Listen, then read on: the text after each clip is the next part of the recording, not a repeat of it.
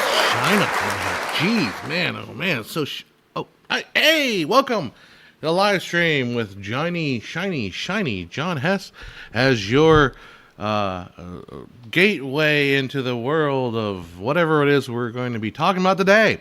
I have on the schedule, at least on the docket here, I haven't seen Oppy, but let's talk about your table reads, fake prawn, and your chats. All right, so yeah, welcome to the stream. Last week I was super tired, so this week I don't feel so tired. So that's good. Welcome to the show here. Let's start off with so the city finally put out this video that we've been working on in the collective we, the royal we, have been working on this. I shot it, but I had some help with my friends to help me shoot a little bit of it. And let's go ahead and show you this little quick little movie little commercial that we shot. So it's based on a California ad that we did, Visit California ad. If you haven't seen me post about it, we can just watch it on YouTube. Here we go. Let's see if this will work. Oh shoot! I totally screwed that up. Here, go back. There we go. All right. You can probably hear it now. Let's put it back at the beginning here. All right, check it out. Here we go.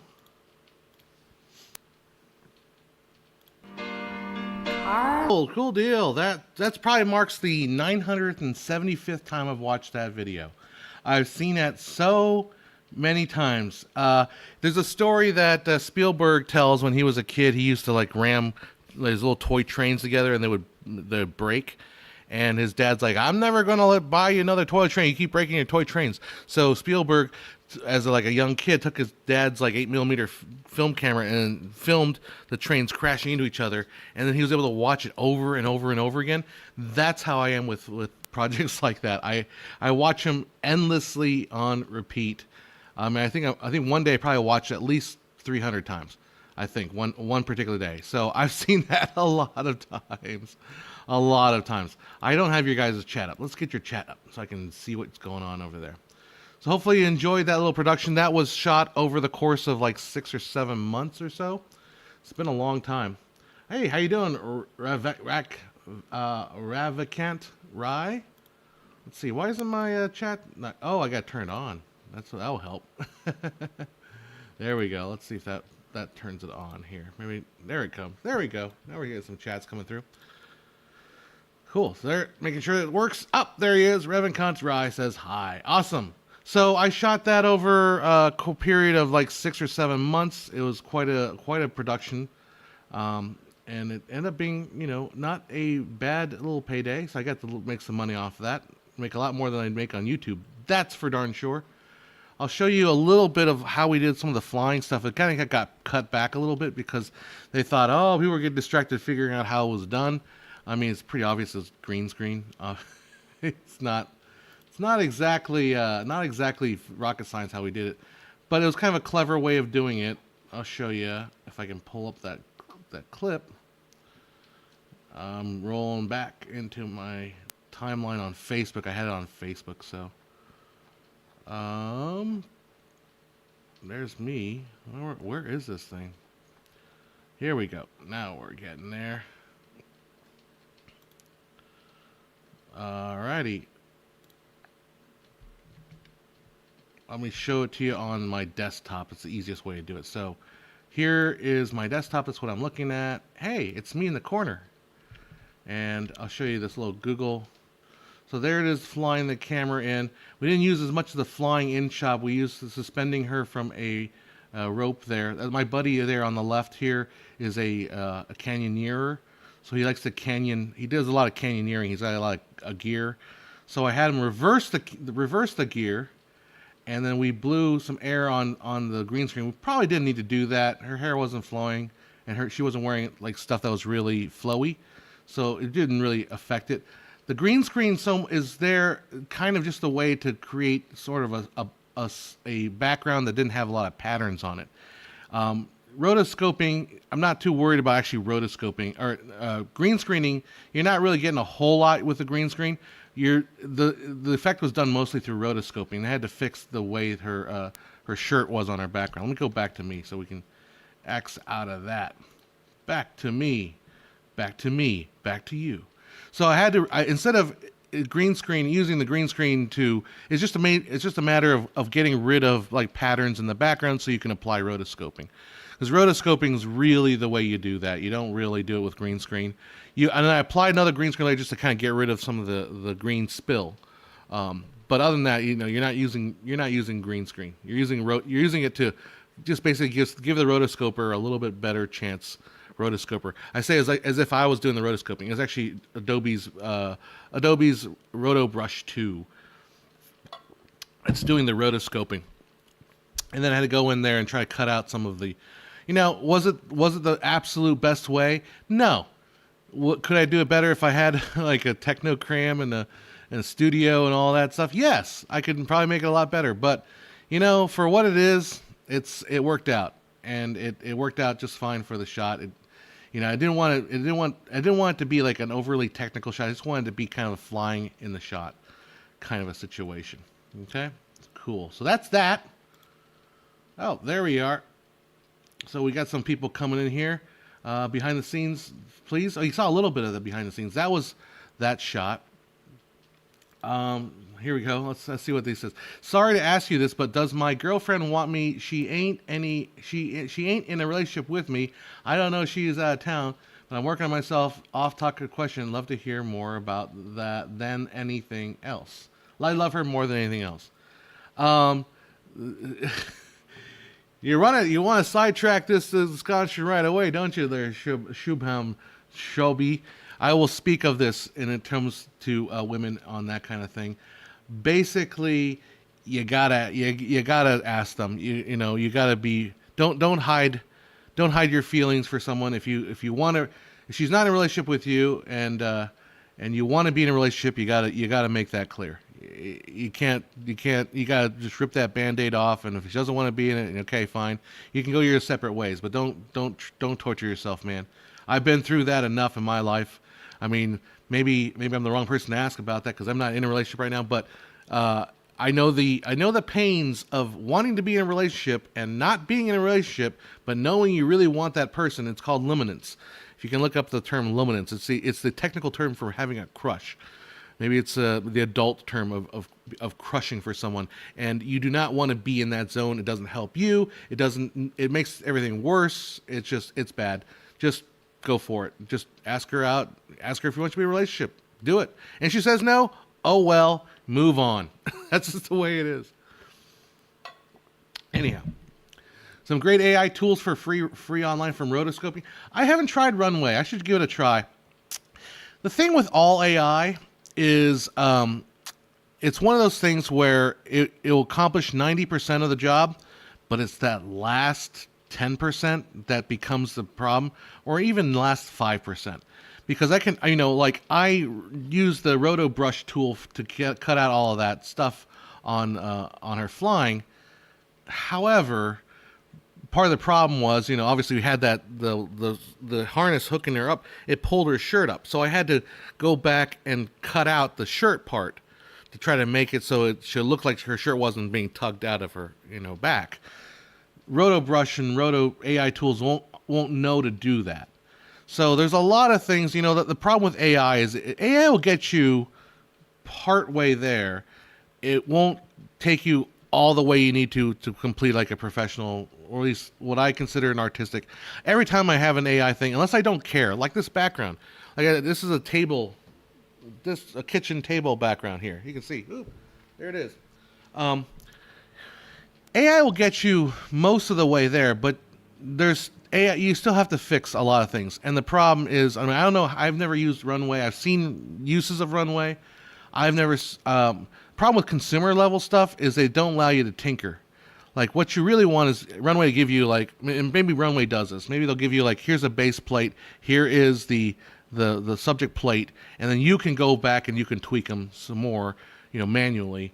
Maybe Runway does that. I'm not sure. But that's my frustration with AI has always been I can't get there. It doesn't take me far enough. I need to go further. Does a 40-year-old man wants a 23-year-old girls? Have you not been around? No, are you a bot, or are you just not familiar with the world?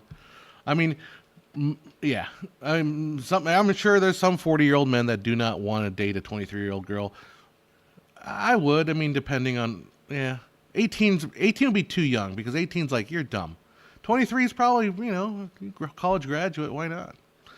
Anyhow, hey John, not sure you talked about it before, but seeing you behind the scenes now, will AI and generative video destroy low budget filmmaking like Midjourney is deleting semi-pro artists? Does low budget filmmaking need to be destroyed, or is it already destroyed by itself? No, I think AI generative video will actually help low budget filmmaking.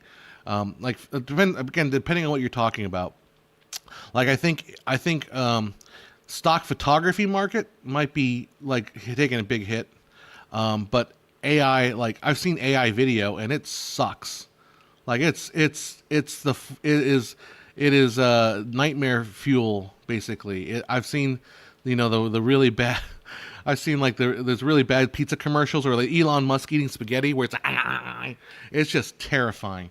So I'm not sure. I'm not sure. I know for sure that video is not going to be affected. At least low budget filmmaking is not going to be affected by. I mean, it might help it. You can create like backgrounds. You can create like this kitchen table scene. If I can green screen this into the background of my shot, stuff like that can be used. But yeah, it's not gonna destroy anything as far as that's concerned. As far as the corporate world, it'll help out in some stock photography stuff. It'll assist in that. But again, I feel like to be a professional, to get paid, you get paid for that last 5% of creative work. Like, I can go on, I have elements.envato.com, which is a great site. It's not too expensive. It's like maybe $20 a month.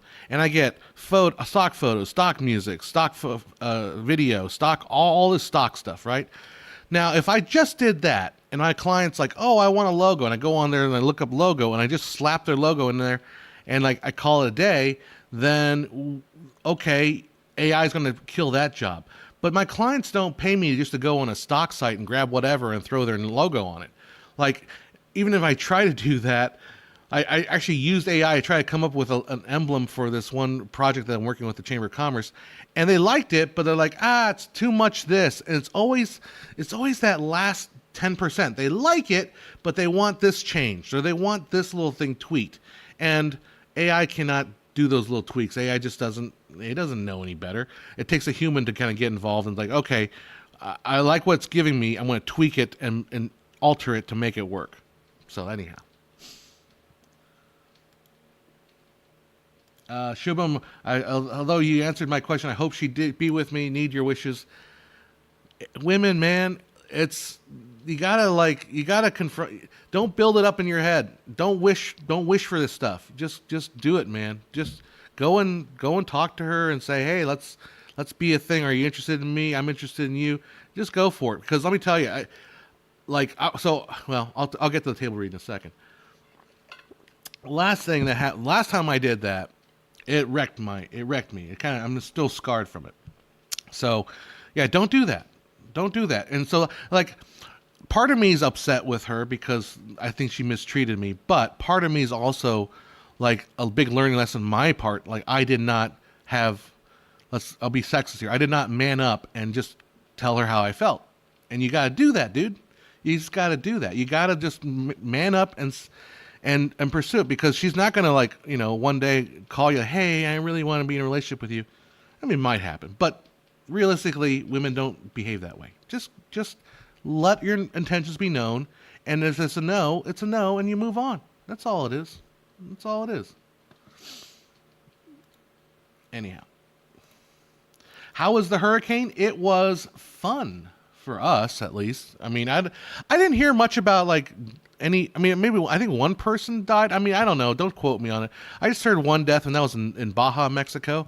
But it was a lot of rain. It was just a lot of rain. So they canceled my show on Sunday, which was kind of a blessing because we had been going for from Saturday. So that would have been 7 days of performing.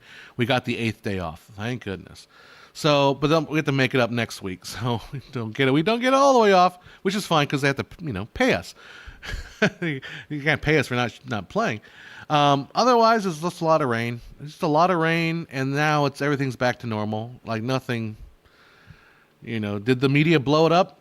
Oh, does the media blow anything up? Does the media lie to you? Of course not. No, of course not. No, of course not. Not sure you all saw Patrick H's video. I think he thinks that AI ruined filmmaking. He might be not be wrong. So I watched a little bit of his content thing this morning. So I agree with it. I am in the same. I think I'm in the same vein as what he's thinking. It's one of those pedantic things. So I'll tell you the reason why I say the word content. I'll say because I teach a class and I'll tell people, whatever you're making, whatever content you're making, because I use the word content as a catch-all because I don't want to call a podcast a movie, and I don't want to call a corporate video a narrative movie. So I use content as a catch-all just to form everything. Like video, you say making videos, but making videos feels like it's a subset of something else. I want to say movies, videos, games, TV shows, podcasts, live streams. Those are all. How do we? What's a word we can use to combine all of those together? And honestly, that's content. So that's where I went with the terminology. I watched half of it. I just kind of I kind of got mired in the weeds, and I was just like, well, let's. I think I agree with Patrick H. Williams almost everything. I mean, I see where he's coming from, but it felt like 49 minutes for this point. It's a little long. It's a little long for me to get this point, so I ended up doing something else. But anyhow, that's what I'm at. Hey, John, hope you're doing. AI video is like on an acid trip. Oh yeah, the AI. Oh, God, it is crazy. What to do if she confuses you? Says ask Sheldon. We're still talking about your girl here. So here's the thing: the girl that I was after for a better part of a year. By the way, she's in a couple of my videos, so you can probably find out who it was. All right. Is she she's confusing. That's the nature of women, right? I'm sorry for the one girl that's here. Maybe there's a couple of girls here. But what happens? What gets you in trouble? And maybe I'm talking to the men here. I mean, girls, maybe you can learn something about how men behave, right? Girls will want your attention because you're almost like a white knight. You're trying to. Am I becoming too Andrew Tate here? Is this going to be turning into the Andrew Tate show? It's not. Please, I promise you, I'm not. They will want you. They know they can get your attention, so they will try to confuse you, and they'll be very coy and very flirtatious, and they will act like they're into you if you don't make it clear what your intentions are. So they will tend to. I'm not saying all girls. I'm saying a specific type of girl. They will kind of, initiate and try to, because they like the attention. They're after the attention. Now, you have to make it clear what your intentions are. Intentions. They like the attention from men. They like being, pampered. They like sweet talk, and they like compliments and stuff like that. But if you don't make your intentions clear, then they're just assuming you're a nice guy and you're just giving me attention and all that. So make your intentions clear. It's like, hey, I really like you. I'd like to start a relationship with you, and then see where the chips fall. And if she's only doing that to get your attention, she's just doing that to get attention. That's what women tend to do. Some women tend to do, and if it works, then she's into you, then boom, you have a relationship. You can move forward to the next level. But if she's not into you and she's just using you for attention, then, break your heart, move on to someone else. Anyhow, thank you. No, I'm not becoming Andrew Tate. Thank you very much. I don't like Andrew Tate very much. I think his approach is a little too antagonistic. And I don't like to paint women, because there's all kinds of women. Some women will play those games. Some women will try to get your attention. You'll shower with attention because, you, in your own mind, you love that person. This is like, you're going to die without them because you build all this stuff in your own head. So it's much better just to rip that Band-Aid off. And trust me, I guess I'm an olding man. My beard color, now that you see my beard, it doesn't betray the fact that I'm an old man. But, Don't play those silly games. Life's too short. And trust me, it's not worth it. Not worth it at all. All right, let's go back to... when I work as a robotic tech or in IT, I felt like I'm a janitor and my education is just an IQ test. It sounds like that. Who was I working with IT? I forget who it was. Anyhow. I was told by an anesthesian that 90% of the job can be done by a trained monkey. Is when things go wrong when what the human skills needed. That's how AI and surgery completely failed. Interesting. That's kind of close to what I'm saying too. Yeah, that makes sense. If we can do AI write our essays or write a PR, they will, but they will all look boring. I don't know. So I don't know about you guys. I have been kind of bored with the state of like online chat, or at least the videos that YouTube's been feeding me. It's like it's the same outrage, and can you guess what the popular opinion of the new Star Wars episodes are? Just take a guess. And it's like, I'm just over it. Like I don't need to watch another video complaining about, oh, Ahsoka's not very interesting. They're ruining Star Wars. It's like, I don't care. Like and to tie in the point where we're talking with our friend Shobham over here, if she's not into you, you got to move on. Like if you're not going to get a relationship, you're not going to build a relationship with this person. If you're not going to have a relationship with Star Wars, why do you keep going back to the well and expecting something different to happen? And I know why. I know why these channels, review channels or movie channels, do it, because people click on it, because Star Wars is big and people want to hear people shitting on Star Wars. I get it, but it's boring. I'm over it. I'm ready to move on and find someone new. I want to find someone that will accept me for who I am, not like try to push some sort of weird agenda on me. I want to go find content that is real and new. Right?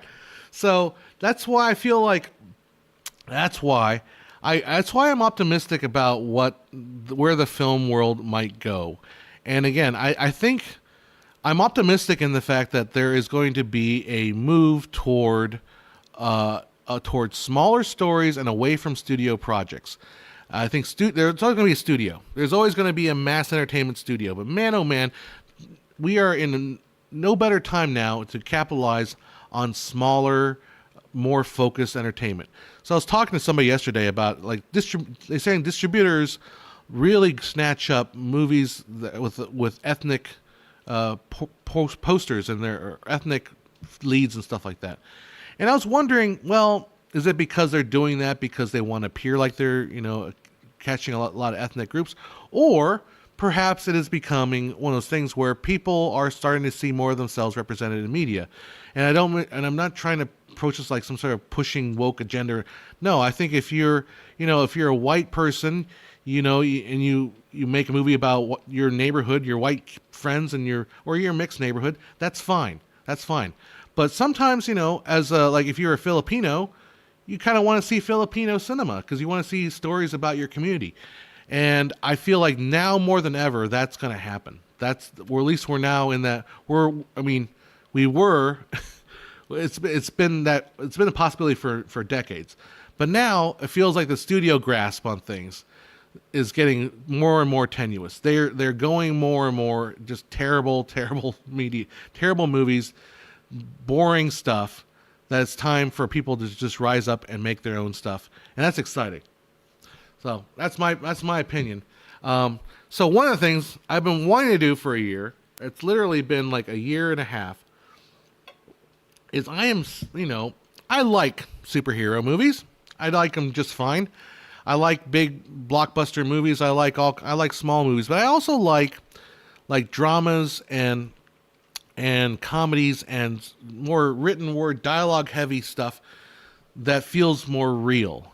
And so I wanted to try to produce some things. Now the problem about that is, I'll be quite frankly honest, right?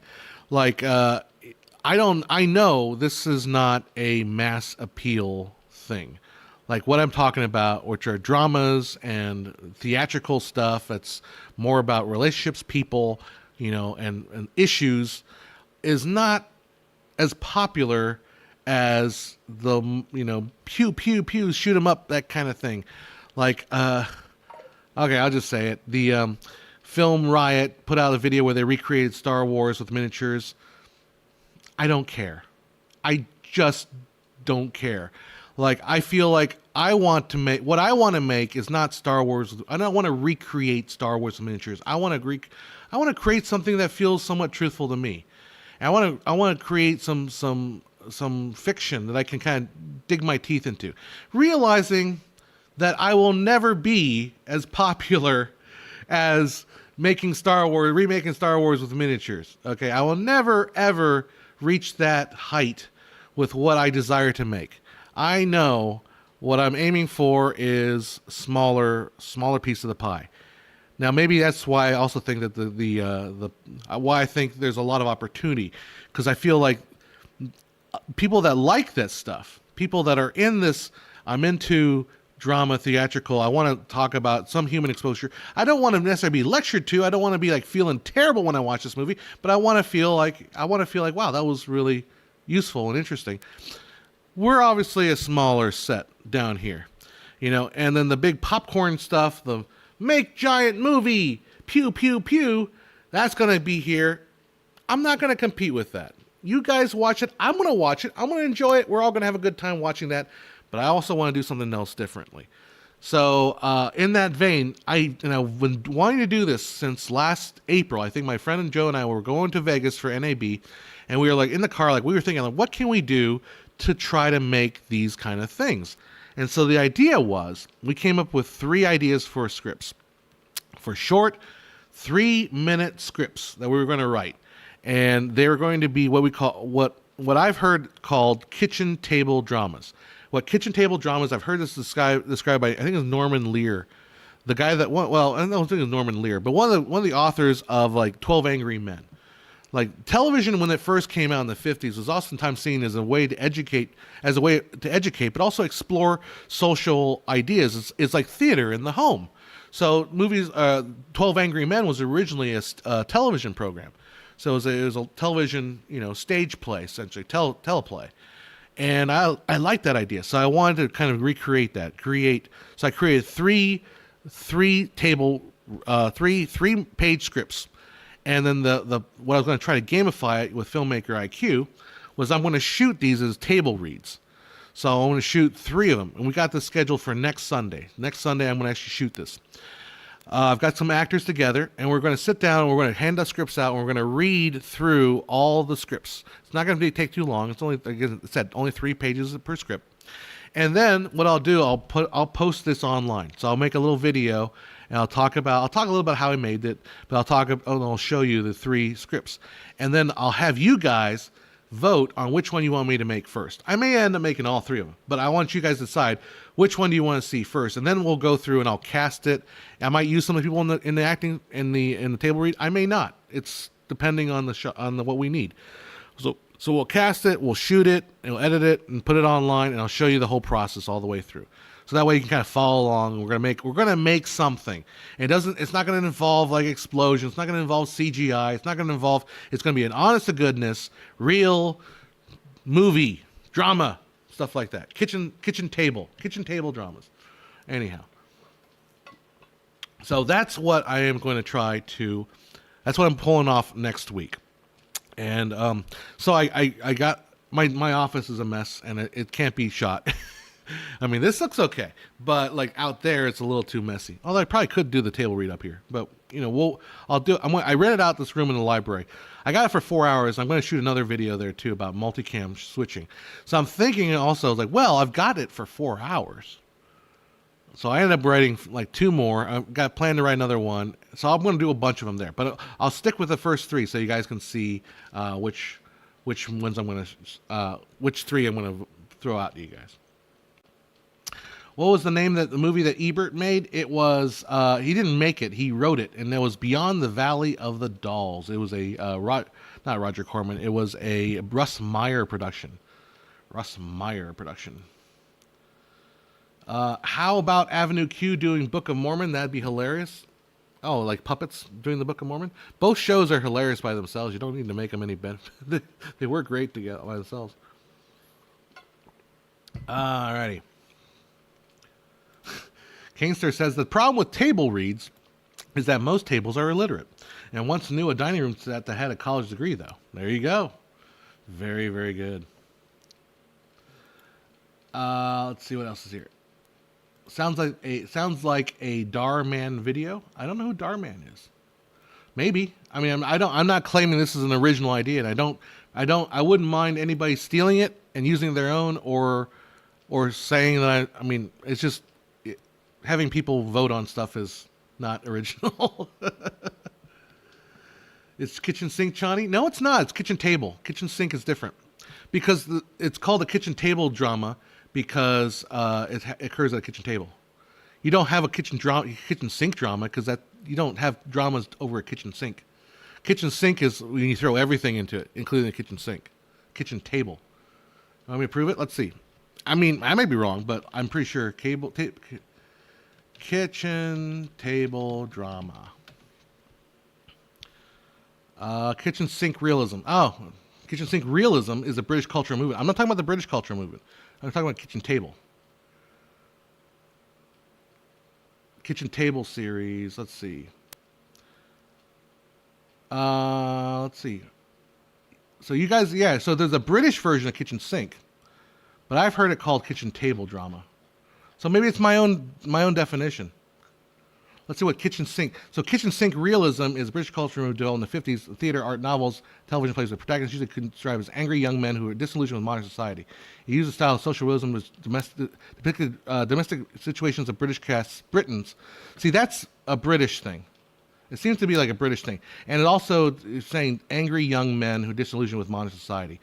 I wouldn't call that kitchen table drama. Now, I'm going to call it kitchen table dramas. So, because basically one of them happens on the kitchen table. But let's see, is there any kitchen table? There's a play called Kitchen Table. Kitchen table drama, Moms, Dads Ask. The Guardian. Kitchen dramas. 10 times drama erupted at a kitchen dinner table on Broadway. So kitchen sink realism and kitchen table. I'm calling it kitchen table. So if I'm gonna recreate a new term for it, let's see. Let me look up 12 Angry Men. 12 Angry Men. That was here we go. I want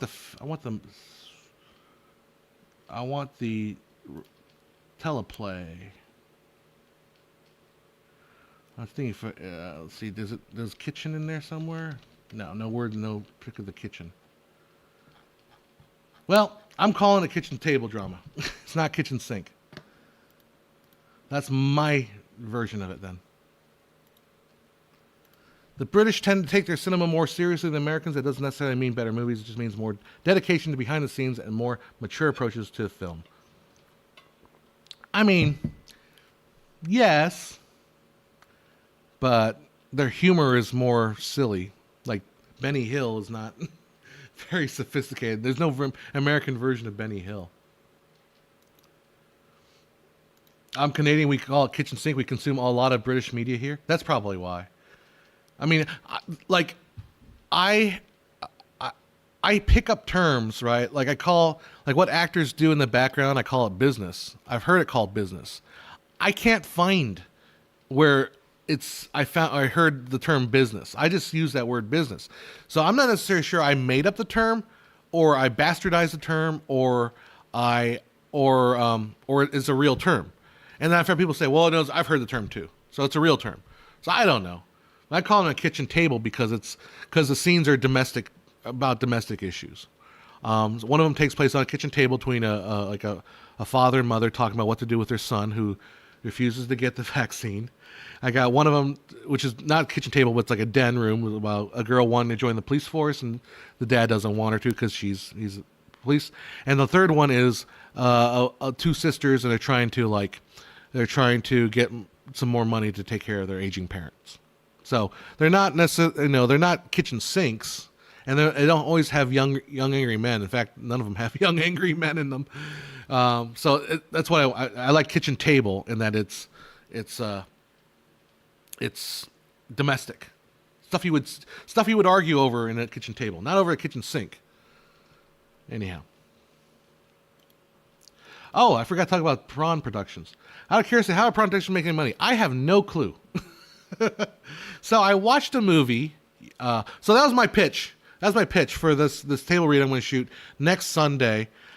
Sunday. Table reads. We're not going to do it live, but we're going to record it, and then I'll probably get the video out first, probably the week after. So first week of September is when I want to write. And certain exposures, thank you. These sound really good. So another purpose I want to do with these, I want to tackle like some social issues, but attack social issues without being bludgeoning the people to death with them. Like, I hate the message, as the Trickle Drinker will say. I don't want to be the message. I want to explore different ideas, but do it in a way that nobody's the bad guy. I want these issues to be like, I don't know how to approach this. So anyhow, that's what the whole thing is. Have I seen Hacksaw Ridge? No, I haven't. I have not seen that one yet. Kitchen Sink is something like Saturday night, Sunday morning. Yeah. So maybe I'll bet you what I did. Maybe what I did was I probably heard Kitchen Sink, or maybe somebody else in America bastardized it and became Kitchen Table. And then like that's what got in my head, because again, like I said, the imagery of kitchen table makes sense because it's literally a kitchen table. You will also attract plenty of criticism. I'm totally cool with that. See, I also have to realize too that no matter what you do online, you will always attract criticism. And the bigger and more popular something is, the more criticism you'll get, and it has nothing absolutely with what you're trying to do. Absolutely nothing you're trying to do. I did see your last mention about Hacksaw Ridge, and I hadn't seen it yet. So like that city video, it's gotten some pretty play because it's put out by the city, and so you're getting like comments on it, like you're getting like, look, you're getting some really nasty comments. Some are like, really, you're gonna sit and bitch about that thing? Like, you think it's well, never mind. I won't even go into it. I don't even want to bring it up to anybody. I won't bring it up to anybody in the video. I will, as an experienced YouTuber, as someone that's been around YouTube forever, for a long time, has gotten a plenty share of being attacked for God knows whatever.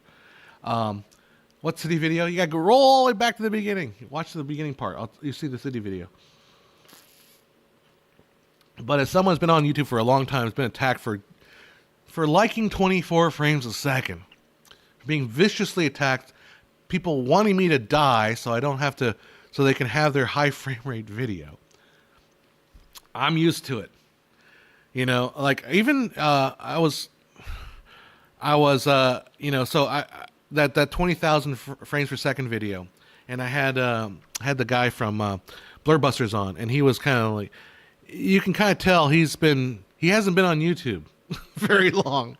He's like, because I think he was trying to push me a little bit to like, you don't have to be so harsh in your criticisms of people on YouTube. And I'm like, I will give I will give you back what you give me. If you come at me with just anger in your heart, I'm not gonna be very nice. I'm not very nice. Kingster, 24 frames a second. Peter Jackson says hello. Peter Jackson shoots 24 frames a second now.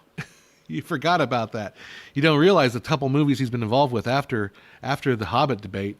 What were they? Oh yeah, they're 24 frames a second. He said that I remember watching the Those Who Shall Not Grow Old documentary. Remember he made that documentary about World War I with all the voices. He had voice actors recreate stuff and all the footage from World War I. And in the little documentary afterward, he's talking about how he made it. He's like, cinema's 24 frames a second. I'm like, yes! Peter Jackson, you're back! Oh, Peter Jackson, you're back. My friend. Vey Victus, I already said I haven't seen Hacksaw Ridge. You ask it one more time and you're going to be banned. You got to pay attention. If you're going to ask a question, you got to pay attention to what I'm saying. Otherwise, don't post. All right. AI is not necessarily a good thing. The studios want to be scanned background artists. Yeah, well, that's not good. It's not. It's also not necessarily a bad thing by that same exact logic. Anyhow, yeah, it was fantastic World War I footage. I mean, of all things that could have been high frame rate, that documentary could have been high frame rate. It really could have. I mean, that would have been an appropriate use of it.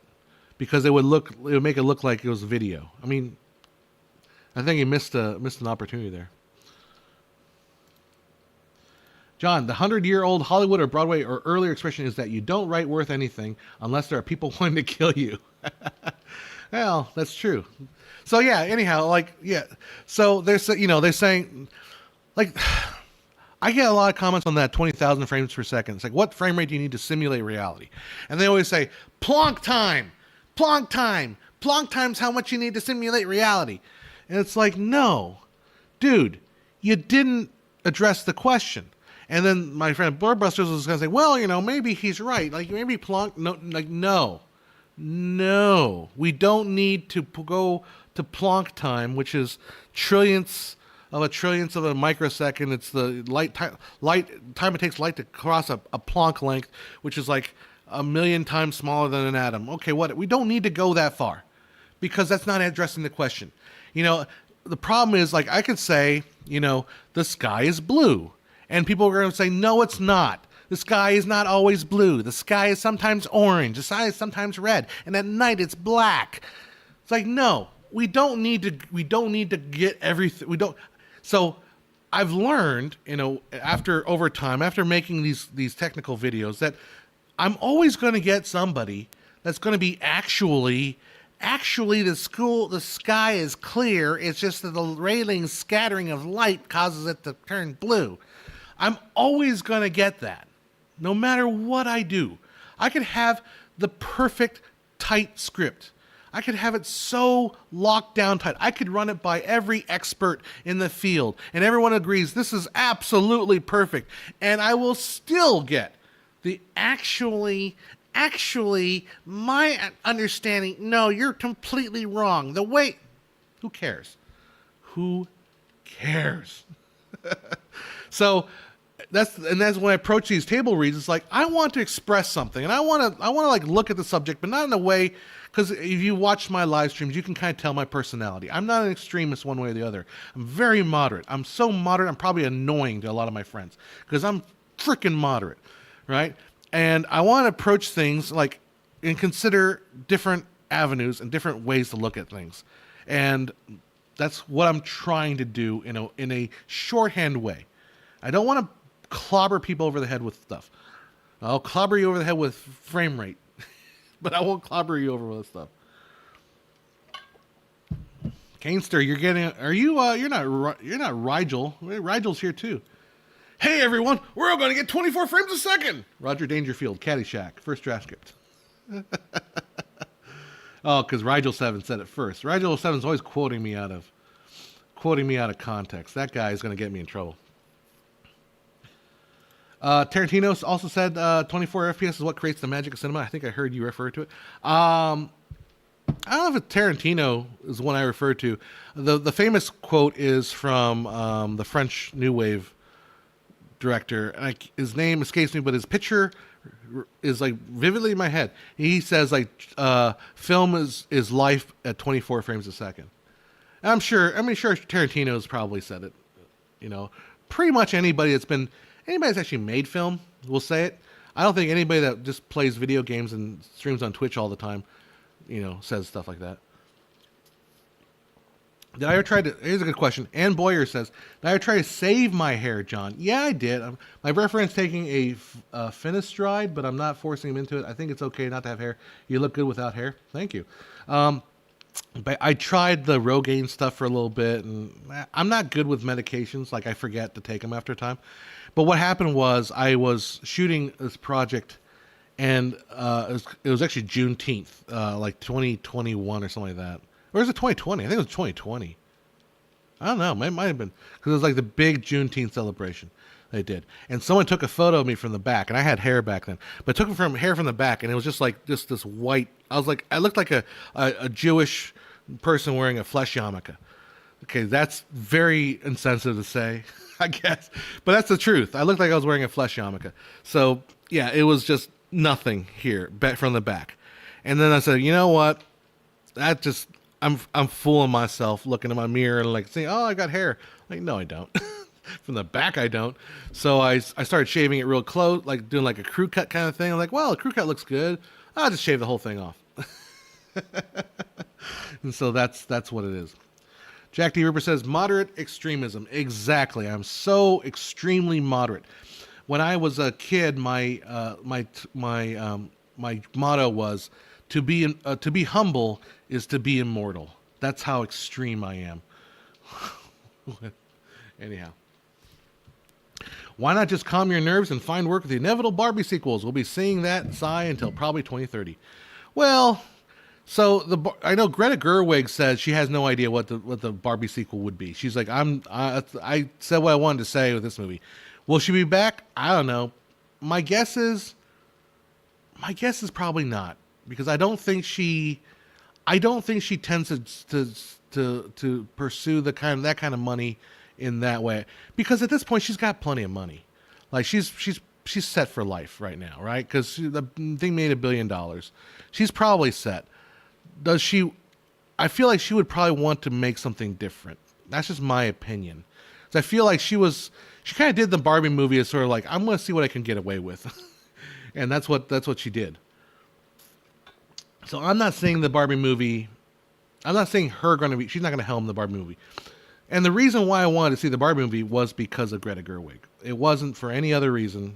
I mean, I don't care about Barbie. I just want to see what Greta Gerwig's take on the movie was. And so, John-Luc Godard, thank you. Backing up to that other thing. But anyhow, yeah, that's what I think. So I think whoever takes over and there's going to be a Barbie sequel. Of course there is. But it's not going to be, I don't think it's going to be Greta Gerwig. Just my hunch is I don't think she'll helm it. Which means, I don't know. Oh, you've watched me for 10 years? Wow, so you saw me with hair. Yeah, so, yeah, just got rid of it. And believe me, I mean, I think it's one of the better things I've done with my appearance. Like, it certainly makes life a lot easier. You don't have to worry about hair. It's just like, oh, you take a shower, you don't have to wash your hair because you got none. It's awesome. Anyhow, if Doctor Who David Tennant could shave his head for a role, then everyone can. Oh, there you go. I think I remember doing a Star Trek meme, right? Star Trek hair meme. There's a Star Trek hair meme that I love. Let's see if I can find it. I probably can't find it. I'll just describe it then. So basically it has different hairstyles of the different cast of the new Next Generation. Had Geordi LaForge, and he had like his regular haircut, and then it's like competent, and then his haircut was like Jerry curls. It's like reggae star, and then like Worf had like a real tight haircut, like security, and then he had like a weird bob, and it's like pansy, and then it had Beverly Crusher. Her hair was like motherly versus like trampy, and it got down to the very bottom. So there's two images of Star Trek officers, and it got down to the very bottom one, and it was Jean-Luc Picard, leader. It had just one picture and just his shaved head, leader. So that's what I'm going for. I'm going to the Jean-Luc Picard look. I need to lose some weight to get to Jean-Luc Picard. That's my goal. We're going to work on that. I mean, the last few months have been super stressful. I've been put on a little bit of weight. I've been kind of backing off, drinking more little tea water. So that's helpful. I already finished off one of these. This is my first one. I almost finished with it. But I will be going down finishing off the rest of it. So, yeah. Oh, we never talked about the last thing on the Pron. All right. So I watched, I was 33. I'm 33, and yeah, that monk hairdo has started to appear. Well, it's acceptable now to go shaved, then why not? I'm going to keep teasing the prawn thing, and then we're going to keep going and reading your chats, because that's how this thing works. If you haven't noticed, basically, I put stuff in the headline. I talk about it eventually, but we talk about your chats. Barbie movie was Greta's Spartacus. Now she's going to do full pubic and go blank check and make whatever she wants. I think that you got a good point there. That's good. She can literally do whatever she wants now, right? Because she made $1 billion at the box office. She's Christopher Nolaning it. Christopher Nolan. I want to shoot a drama, but I want to shoot it in the most expensive format ever. Okay, here you go. But hey, he's making money, so money well spent.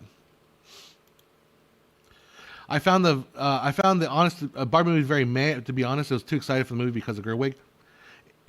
Every time something gets blown way out of control, it always becomes meh. I think, well, we talked about Barbie a lot. I mean, you gotta find the moments in between. Oh yeah. If you don't have hair, the shine will get people. Yep, that's for sure. If you had employees and interns, what kind of work would you have them do? Grunt work. Stuff that I don't want to do.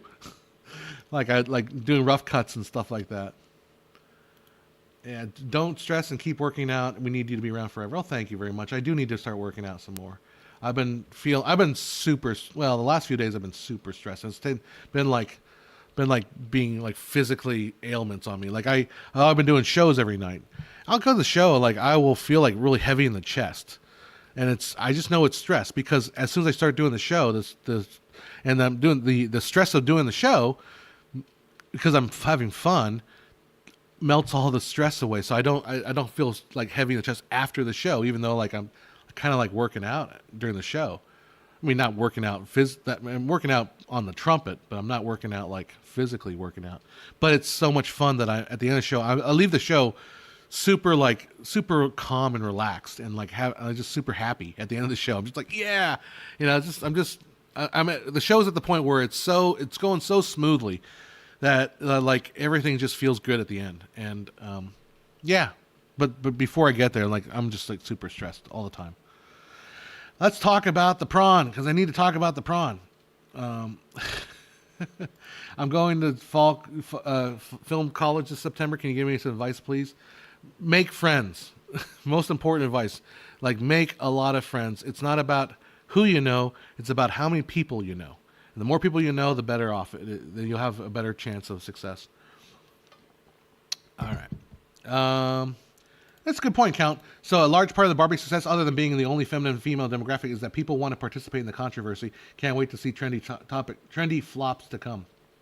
Yeah, I mean, but I think also it invited the controversy, but it actually delivered on the controversy. So it wasn't like, oh, this is a whole lot of nothing. It was like a movie with substantial things to say, and that you had both sides having thoughts on it, and it was cool.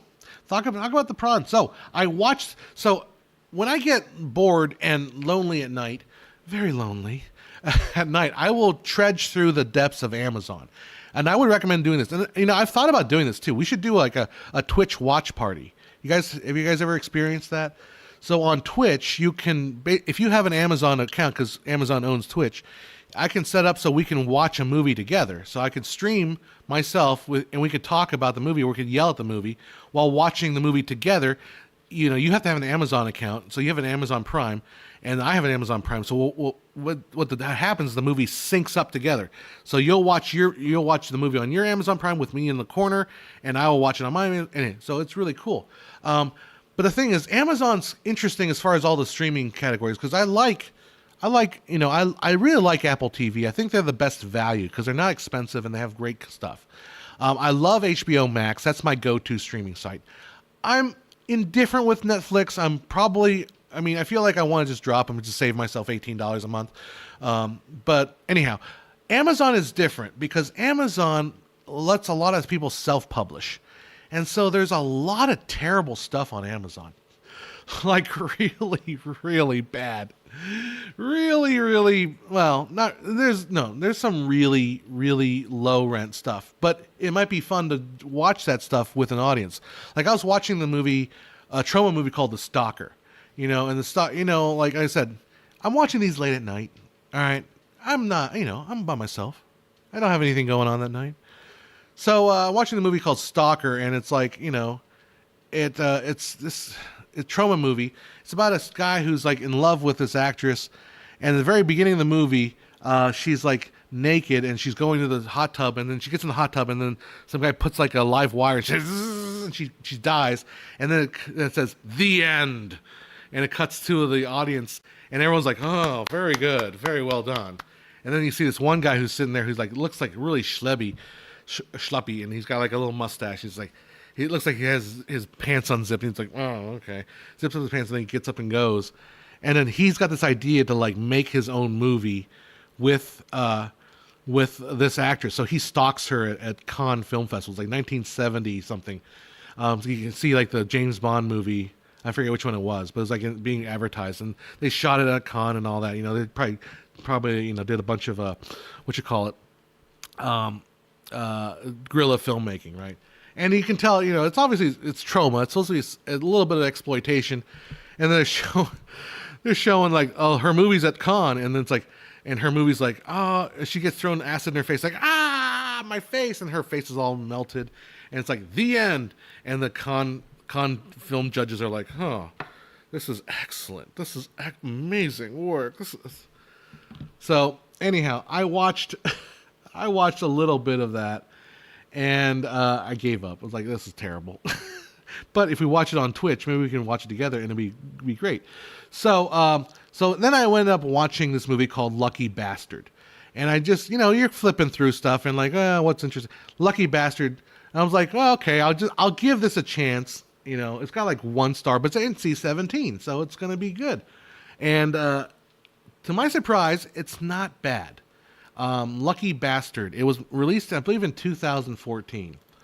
So the premise of this movie, Lucky Bastard. Let me double check here, so you know which one to look for. Yeah, 2014. It's got 2 stars, 4.4 rating out of IMDb, which means it's not absolutely dreadful, but it's pretty bad. It's a watchable movie. It's not so bad. I mean, it's a low budget movie, but I'm also interested in low budget movies because I feel like those are more attainable for everybody, in our sphere. So the storyline with Lucky Bastard is it's a found footage movie. Basically, this porn company called Lucky Bastard has like a reality porn. They basically record all the interactions, and they kind of fake all the stuff. And that's the premise of that. And so Lucky Bastard is they give one lucky fan a chance to have sex with a porn star. And actually that does exist. I mean, well, you know how I know. Because no, never mind. Anyhow, so yeah, the Lucky Bastard. So they got one guy gets to be the star of the porno, and they're going to record every interaction they have with this one guy. Well, the one guy, of course, turns out to be a creep, like just a total creep. And then if she creeps out the porn star freaks out, and she's like, I don't want to be in the scene. And she's like, I want to be in the scene with her. He gets all pissed off, and he goes on a murder spree. So it's not a terribly great concept, but the thing what makes it watchable is the leads are not bad. They're actually very good. And Don McManus is the guy that plays the pornographer. Like, he is actually, I thought he was very genuinely like interesting, because he plays kind of like a, man, don't fuck with me. This is just my fucking job. I got to produce this. I got to pay all this money to do this stuff. He's not totally sleazy. He's a little bit sleazy, but he's not. And the girl that plays the porn star name is Betsy Rue. And Betsy Rue has been in a couple other movies. She's been in My Bloody Valentine and Miss March and Heartbreak Kid. And so she plays pretty good, like kind of like a she's only in it for the money kind of a thing. She hates the idea of this amateur porn. Like, I don't want to deal with amateurs. Amateurs don't know what they're doing. They're terrible, right? So between those two leads, they're actually watchable, and they're really entertaining to watch. Whole thing shot sort of like found footage. It's all cinema verite kind of thing, where they're pretending to record for the actual program they're going to put together. So it's all, you see all the behind the scenes stuff. And then the conceit of it is they go to the house, which was formerly used as a reality TV show, Big Brother. So it has all the cameras already situated in the house. That's how they kind of play off the idea that's how they got all these, shots. So it's not a bad movie. I mean, I found it rather interesting, rather entertaining. Actually, it was so okay that I was able to watch it all the way through. That's high praise for a movie of this caliber. But it came out in 2014, NC-17 rating, and it actually played in theaters for a little bit. Let's see. I'm going to read a little bit of the Wikipedia, because Wikipedia is always right on everything they ever post. But I mean, Wikipedia is useful for pop culture stuff too. So it did play, and it got 55% on Rotten Tomatoes on 22 reviews. Metacritic had 36% out of 9 reviews. Fangoria stated the performance of Rue and Paulson are the large part of what makes the main section work. Criticism stemmed from what reviews call a lack of tension, which is true, but I think the acting makes up for it. JoeBlow.com noted the film is largely watchable, but much of it was due to the movie's acting, like I said. Variety panned the film, praising the technical aspects of writing. The movie was overall tedious. I get. That makes sense. Gary Goldstein of the Los Angeles Times gave a fair review, calling it a clever thriller, praising the movie's script and selling it as although sexual activity and nudity are abundant, it rarely feels gratuitous. So it actually did play. It actually got Special Jury Prize, Monaco Film Festival, Best Screenplay Award at the Monaco Film Festival. Must have been low competition, or stiff competition. Get it? Anyhow, it's not terrible. It's rather entertaining. And, but, and the thing about it is it fulfills. So I also hate movies that are trying to be sexploitation and not sexploitation. It's like, really? Like really they're going to be like doing this all the time? Like, come on, like, know what you are. And it is what it is. It is a sexploitative movie, for sure. But it's not like, it's actually decent and watchable. So anyhow, that was my story on the Pron. Are you not happy? That was me talking about the Pron.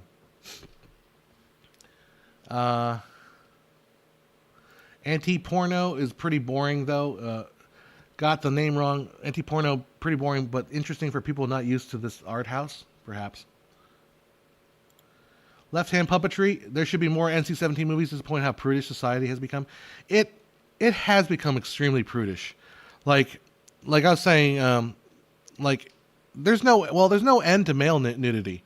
Like, you can throw male nudity into all kinds of stuff. As long as we don't avoid the crotch area.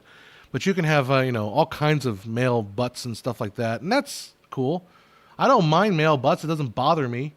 But man, oh man, God forbid a woman shows anything. God forbid a woman shows cleavage. I don't understand. I don't even understand why does, some women get so hung up on cleavage. That's just your body, I won't say anymore.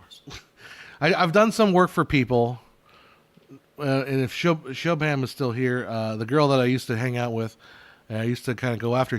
They actually make these little aprons that if you have a little bit of cleavage shown, there we go. They actually make a little apron. You can attach little clips, and you can put it on your shirt so it covers up your cleavage. It's like I told her that was the worst invention ever made.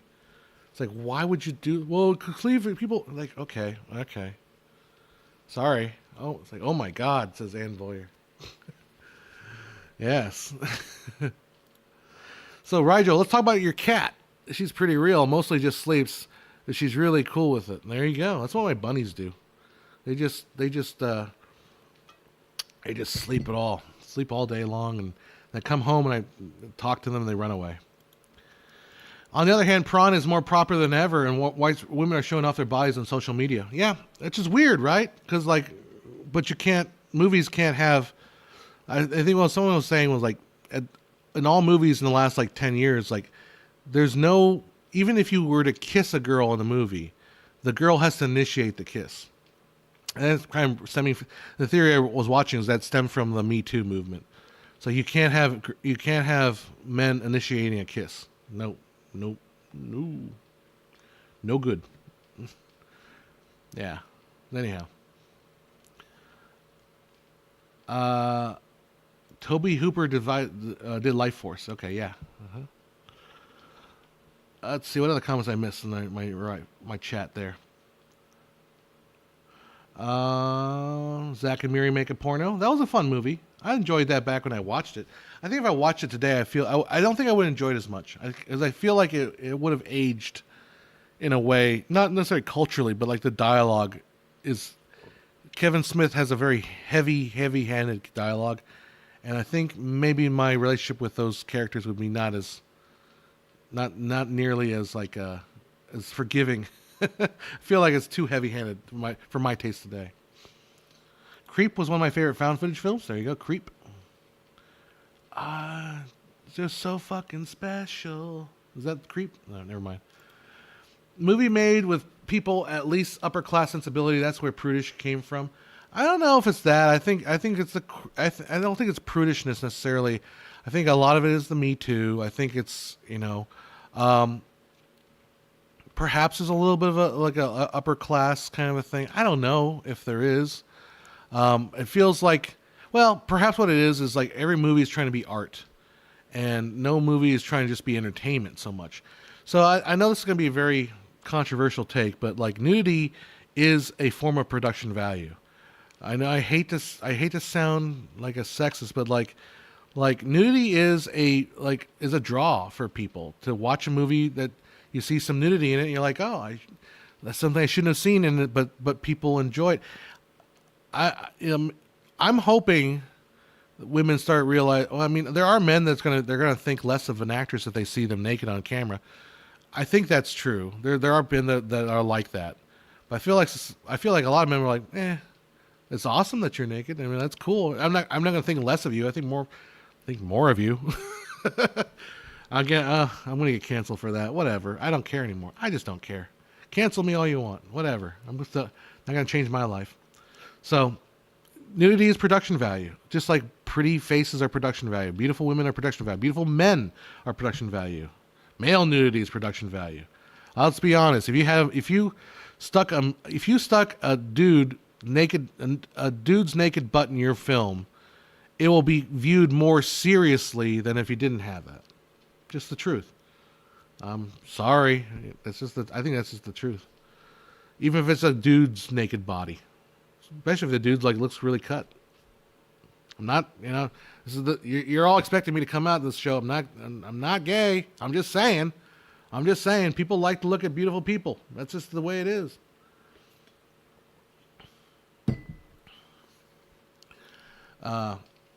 I feel like the self-professed liberals today sound more like 1950s housewives. Me too. It does impact a lot. The critics of liberal education, some sensibilities in mind.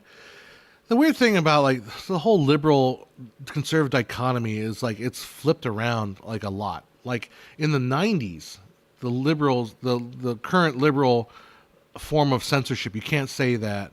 Who will think that you can't show that? We can't, the attempt to try to censor society through kind of the hyper level. I don't want to use the word liberal because it's not even an appropriate term. The progressive kind of approach is very much 90s parent advisory board. We can't put violence in video games. It's literally the same, the flipping of the parties or whatever it is. It's lame. I'm always on the side of free speech and side of just let's have some fun stuff. Ann Boyer likes to look at male butts. There you go. And I praise you for liking to look at male butts. I know that movies shouldn't be just made for men. There's nothing wrong with movies that were made for women. Like that Channing Tatum movie, whatever that was, Dirty Dance. I don't know, what the dancing movie. I get it. You ladies like to see that. Sure, why not? Make it. I'm not even going to denigrate it. It's awesome. I want women to be happy. Why can't women be happy? Because I know if women are happy, I will be happier because they will treat me nicer. I don't want to repress women. I want everyone to be everyone. Nigel 7, just quoting me in the proper term context. I appreciate a naked dude, says John Hess, fully in Context magazine. No, I mean, look, I may not want to actually shoot a nude male for like in a photo session. I've shot naked women for photo shots and tried to make them as, glamorous or artistically looking. I've shot, nude females. I'm comfortable in that situation. I wouldn't necessarily be comfortable. I mean, maybe. I just, not my thing. I don't know. I guess I'm homophobic now, right? Extreme moderate. That's that moderate extremism, baby. I'm that extremely moderate there. I'm like, if you paid me, I probably would be okay with it. I don't think I would do the prawn thing. I think that's a little too much. Even straight prawns. I might try it once. Shoot it. Not well. Yeah, I wouldn't mind. But yeah, you know what I'm saying. The BBC, the big black. Oh, sorry, British Broadcasting Company. That's what you meant. That's what you meant. Okay, I'm sure that's what you meant. The BBC. Yep. All right, Magic Mike. There you go. Magic Mike is Dirty Dancing. I've never seen that movie. I've never seen Magic Mike or Dirty Dancing. I've yet to see both. Neither of those. Yes, serious films have butts, and more dudes' butts equals serious. Kubrick takes 400 takes in the same butts just to get it right. Exactly. So there's a story. The guy, there's a bodybuilder in Clockwork Orange, right? And he's the helper for the old dude in the wheelchair at the end of the movie. And there's a part of the movie where he has to lift the old dude in the wheelchair and carry him down some stairs. And this guy's like, "Oh my God, I'm working for Kubrick." Kubrick's at this point has already been known for the multiple takes. Like, I really hope he doesn't make me do this like 100 times. Apparently, only did like 2 or 3 takes of that, and he's like, "Okay, you got it. We got it. Thank you." He's like, "I got off easy." He didn't do like 20, like 50 takes of me just carrying him down the stairs. So, but yeah, I imagine could you imagine how many takes do you think Kubrick did for Eyes Wide Shut? Like, all right, Nicole, let's do it again here. We're gonna come in. Very good. All right. So for this ritualistic sex scene, everyone, we're gonna do like a probably 700 takes of this thing. So everyone, just be hydrated. Just make sure you all drink really good, drink enough water, because we'll be doing this for a few months. Yeah, Anna's a cool chick, of course. Only cool chicks are allowed on this channel. We don't allow Karens. So Karens as a genre, no, they're allowed to. We allow everybody. Everybody can come, even the Karens. They'll complain about me to the YouTube, saying, "Oh, he used the word prawn." Yeah, Karens are allowed. I like Karens. I knew a couple Karens, not real Karens, but they're named Karen. When Brad Pitt took his shirt off in Once Upon a Time in Hollywood, I clapped in the theater. What'd you clap with, though? All right, never mind. Anne says she appreciates nudity in females, sometimes more feelings than just staring at them. With more feelings than just staring at them. Yeah. So, I mean, I think, honestly, if you want me to be perfectly honest, I don't understand why women are attracted to men at all, frankly. Like, there's nothing, I mean, look, Brad Pitt's nice looking, but he pales in comparison to any other girl that's in that movie. Because feel like to me the default form of beauty is a woman. I'm not trying to like win points here. I just think that that female beauty is like the default. Like everything is basically, male beauty is sort of a perversion of female beauty. There's my extreme moderateness coming through right there. I just totally think that, so I'm not trying to be sexist. I just think that's female beauty is just default. So I also think with that in mind that women can find other women very attractive. And men will find women very attractive. But I think most women won't find most men attractive. You have to be a very especially good-looking man, or like maybe a feminine-looking man. Maybe that's a secret. But like most men are probably not attractive to women. Whereas I think a lot of women are, in some ways attractive. I go through like dating sites. Okay, I mean, I find like 75% attractive, frankly. All right, am I digging that hole? Am I just going to be alone for the rest of my life? Is that what I'm doing right here? Totally. I'm totally digging that hole. It is going to be awful. Why am I doing this to myself? Why? I don't know. Who cares? Who cares? It's the internet. We should bring that back. Who cares? It's just the internet. Oh, you got canceled on Twitter? Who cares? It's just the internet. Who gives a crap? Have I explained my one gal trucker sipper there? This is my one gal. Like if she loves me, and my one gal loves me, then I'm a one gal guy. That's how I am. No, the one gallon trucker. It's actually, I think it's like 40 ounces or something like that. Maybe 50 ounces. So it's not quite a gallon. Yeah, I don't think it's quite a gallon. It's like maybe 2/3 a gallon. Yeah, there you go. One bit says, and then Kubrick had to do reshoots for Eyes Wide Shut because noted that Tom Cruise's butt was completely absent of the film, and he was contractually obligated to have, because it had to be a serious movie, and therefore it had to have Tom Cruise's butt. But, I imagine there's probably a waiver in there saying, if Nicole's butt's in there, then then that'll be fine. Her name's Nicole, right? Am I mixing my names up again? I forget. What's her name? Dang it. And here could listen to John talk about women all day. I can listen all day. There you go. Well, see, I'm winning some points, right, with women. I'm doing something right, dang it. Yeah, I mean, that's just how I feel, honestly. So you want to hear another little tidbit I say about photography, so about women? I believe the reason men created photography was to take pictures of women. I'll let that hang for a second. I believe the only reason, like the primary reason, I'll bet you when they first invented photography, you're like, hey John, or hey Bill, come over here. It's invented this thing called photography. Yeah, cool. What does it do? You can take pictures of that mountain over there, John. You can take pictures of that mountain, Bill. It's a mountain. Oh, that's cool, Bill. What else are I gonna do? Yeah, I don't know. What can we do with this damn thing? Yeah, I can just look at that mountain and I can see the mountain. That'd be great. It's there. But what else? Yeah, you got it. Yeah, I don't know, Bill. If you can't think of something better to do with this contraption here, then we're not. I know. I'm gonna get my wife. I'm gonna take a picture of my wife. Oh, now we're talking. So I believe that photography really was invented so that men could take pictures of women. Not necessarily naked. I'm not talking about that. I'm just saying, just take pictures of women. And obviously I'm being facetious, but of people. But mainly women. That's why. That's why photos were invented. Just to take pictures of women. That's the only reason. Nicole Kidman. I was right. I wasn't Nicole. I'm just thinking, I know a Nicole. I'm like, I'm not thinking of her, am I?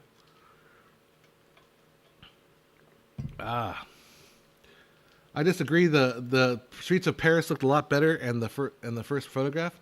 Well, only because they had women. You see, I can literally just look out the window and see the streets of Paris, but I really want to see pictures of women. That's what I want to do. And look, come on, expand that a little further. I want to take a picture of my mom, so I have a picture of my mom to have with me. I want to take a picture of my sister, so I can have my sister with me. I take a picture of my wife, so I can have a picture of my wife when I go off and fight in the Civil War and die in a trench because I'm a man, and that's what men do. We just die for shit. But I have this picture of my wife who reminds me of the things I'm living for. Who reminds me of the family. Who reminds me of carrying home and all that stuff. So, even though I'm being facetious and talking about it in sort of like a sexual manner, for men, it's a lot more complicated than just, it's just sex with you guys. Yeah, I mean, it is, but there's that other aspect that men didn't go to war with pictures of their fathers or their uncles in their tacked to their chest. They went to the war with pictures of their wives. Because that's what men live for, right? So I'm not being completely facetious with the theory, but it's kind of true. It's kind of true.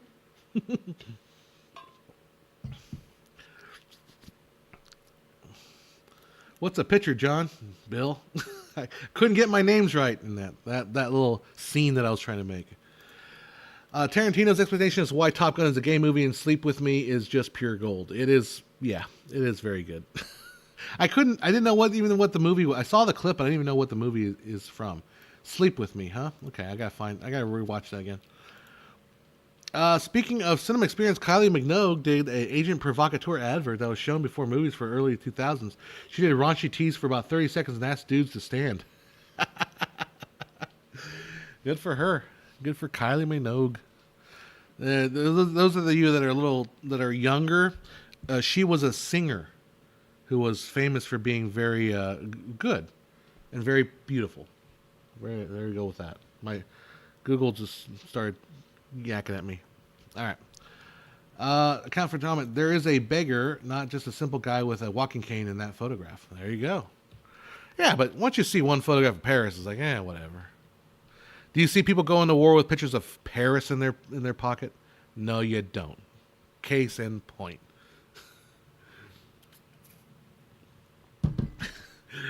The first photo was meant to be of a woman walking down the streets of that Paris street, but the dude just got in a long lens. Just got in the way. That's what I'm going for. Anyhow, and that's the theory. You see dudes walking to go in the war with the streets of Paris? No, you do not. You see pictures of their moms and their wives and stuff like that. It's never their brother. I mean, maybe. Anyhow.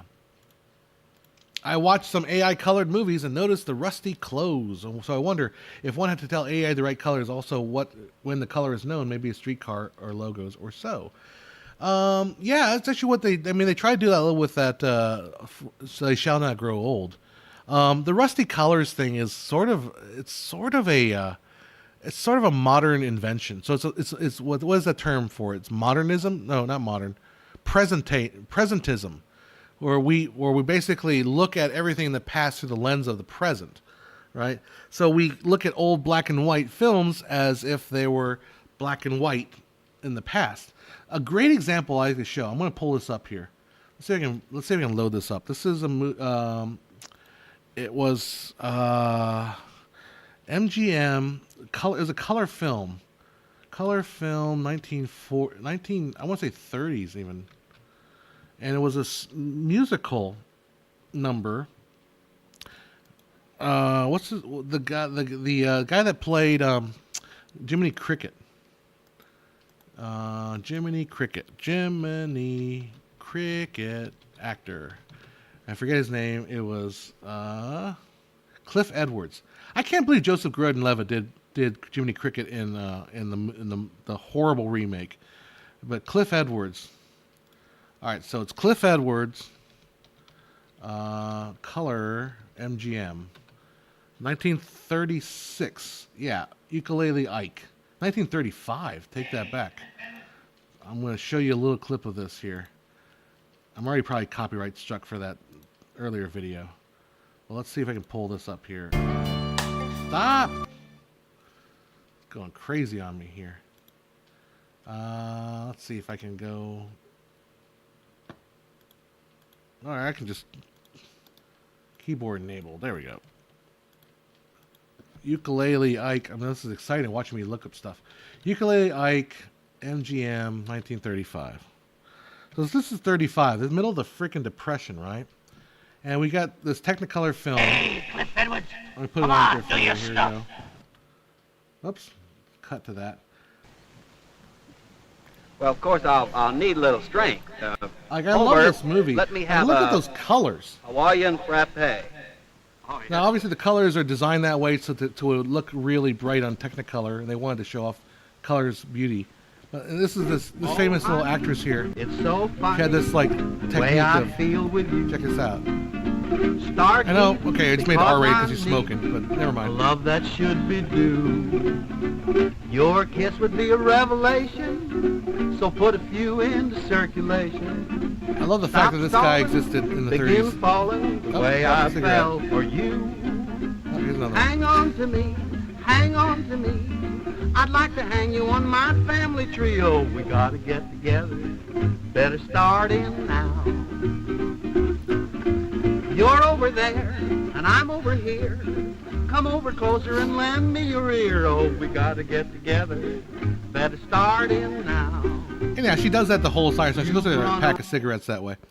So, but the color on that was amazing. So I wonder, you think about like old colors is like, well, it probably looked very much like it looked like it did today. They probably had a lot of different colors. Obviously, technology for color fabrics have changed over the years. So things have obviously changed. So anyhow. One bit says, first photograph in 1826 and 9 nudes followed as soon as the medium could be mass produced.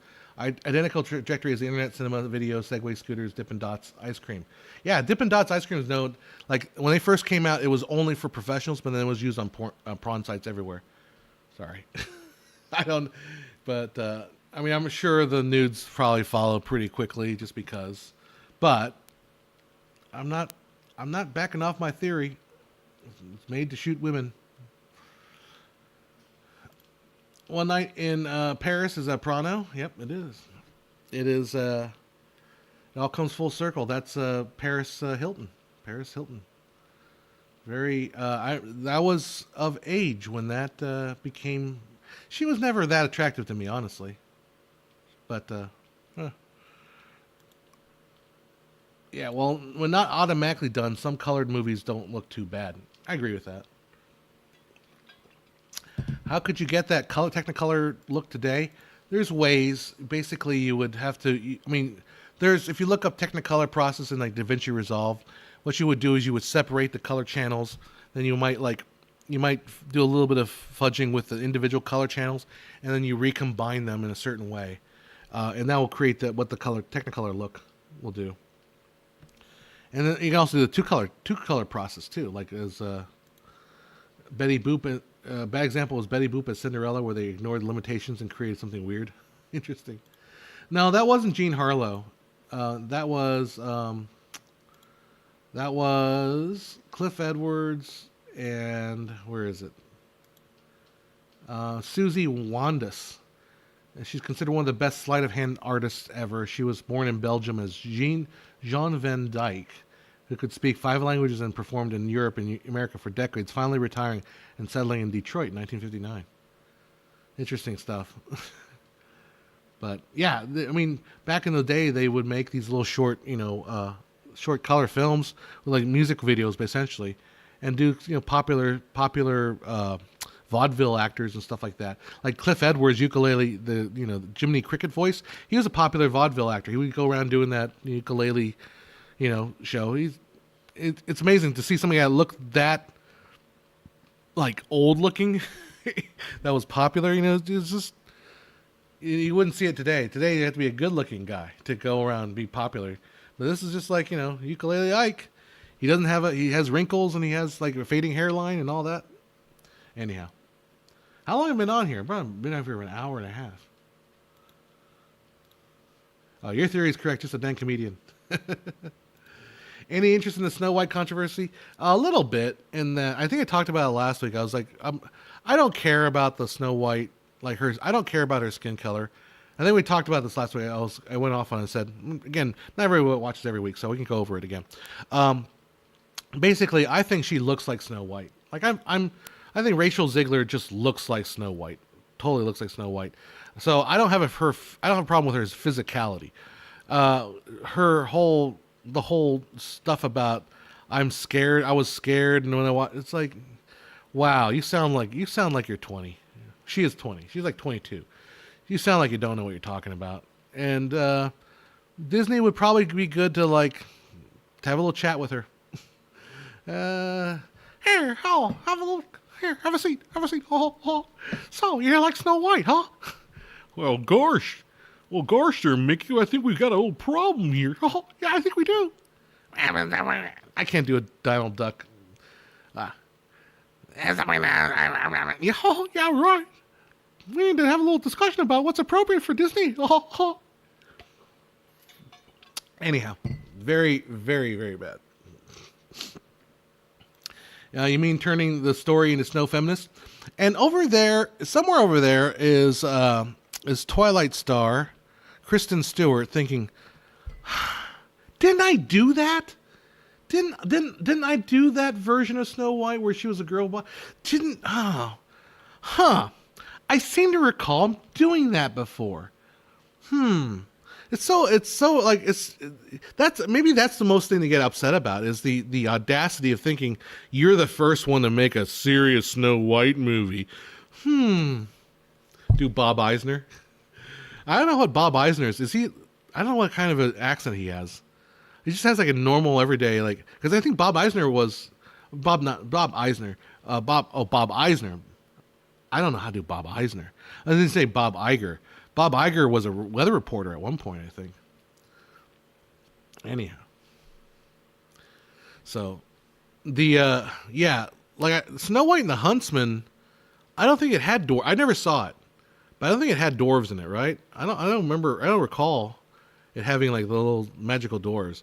And Kristen Stewart in that movie was pretty much a girl boss, so and that came out like way long time ago, and I remember it coming out, and that was with Furiosa as the evil stepsister or evil stepmother. Yeah, Rachel's gorgeous, but the whole oppressed trope is getting annoying. Yeah, a little bit, a little bit. I mean, like, yeah, I don't know. Barbie movie just made $1 billion, so yeah, women is so oppressed, such a patriarchy. But again, I talk about that in Barbie movie. There's that one line that Barbie movie, Barbie and the patriarchy are things we invent to deal with reality, to deal with real life. The things we invent. They're not real. They're things we invent. So they're real in some sense, but we invented them. So we created them. I don't know. It's my thought. It's my theories, my wackadoo theories that'll get me canceled. There are 2 Tom and Jerry's, one with 2 boys, one tall, one small, and the Count and Mouse. And actually, the one with 2 boys, was that the one, Simon and Garfunkel, I believe, were Tom and Jerry before they became, that was like their first band name. Am I correct in that? Or was it Jerry and Tom or something like that? Like Simon and Garfunkel. I used to love, I still love Simon and Garfunkel, but I used to be obsessed with Simon and Garfunkel. Tom and Jerry? Yeah, Tom and Jerry was their first name, I think. I used to be obsessed with I loved, like, again, talking about my history of luminance and crushing on girls. My favorite song was Bridge Over Troubled Waters. Yeah. Yep, Tom and Jerry. That was their first name. Garfunkel has named himself Tom Graff in reference to his interest in mathematics, and Simon Jerry Landis after the surname of the girl he had dated. The first single was "Hey Schoolgirl," was released in the B-side of "Dancing Wild" 1957. There you go. So I used to be in love with that song, "Bridge Over Troubled Waters," because if you can look at me, hey John, you look like someone who's a white knight. Yes, I am. So, Bridge Over Troubled Waters is like that song, like, oh, I want to be your bridge over troubled waters. And hey there, Silver Girl, sail on by. Your time has come. Something like that, to fly. I don't remember the lyrics that well. But anyhow, I love Tom and Jerry. Or, what's it called? Simon Garfunkel. Simon and Garfunkel. Kodachrome. Oh, that was just Simon. I think Simon and Garfunkel broke up by them. I'm not the best historian of Simon Garfunkel. I don't know which songs go where, but Kodachrome I think was Paul Simon after Garfunkel decided to say Garfunkel said, I want to have a movie career, and he did that movie Carnal Knowledge. That movie was Carnal Knowledge is an interesting movie. I should do a video on this on actual smut. Yeah, that won't get canceled at all, right? But there's actually a very interesting history with what's considered obscenity. So Carnal Knowledge was at the center of the issue. And if you ever watch Carnal Knowledge, it's just about dudes trying to get laid, and dudes at different ages trying to get laid. Like he's in his 20s and he's in his 30s. Like, I haven't actually seen the whole thing all the way through. I'm just kind of familiar with it. But it's just about dudes getting laid. There's a lot of frank talk. I think that Anne Margaret's in it. I think she might be naked in it, like topless in a part of it, or if not, if topless or just like has a bra on. It's very tame by today's standards. Very tame. Like American Pie would be miles more obscene than Carnal Knowledge. But Carnal Knowledge was very in the center of a lot of like states, like Georgia, like shut down a theater. The police came in, like, arrested the projectionist, kind of thing. Took the film and like confiscated the film, stuff like that. That movie was kind of center in the obscenity laws in the early, I guess that'd be 60s era.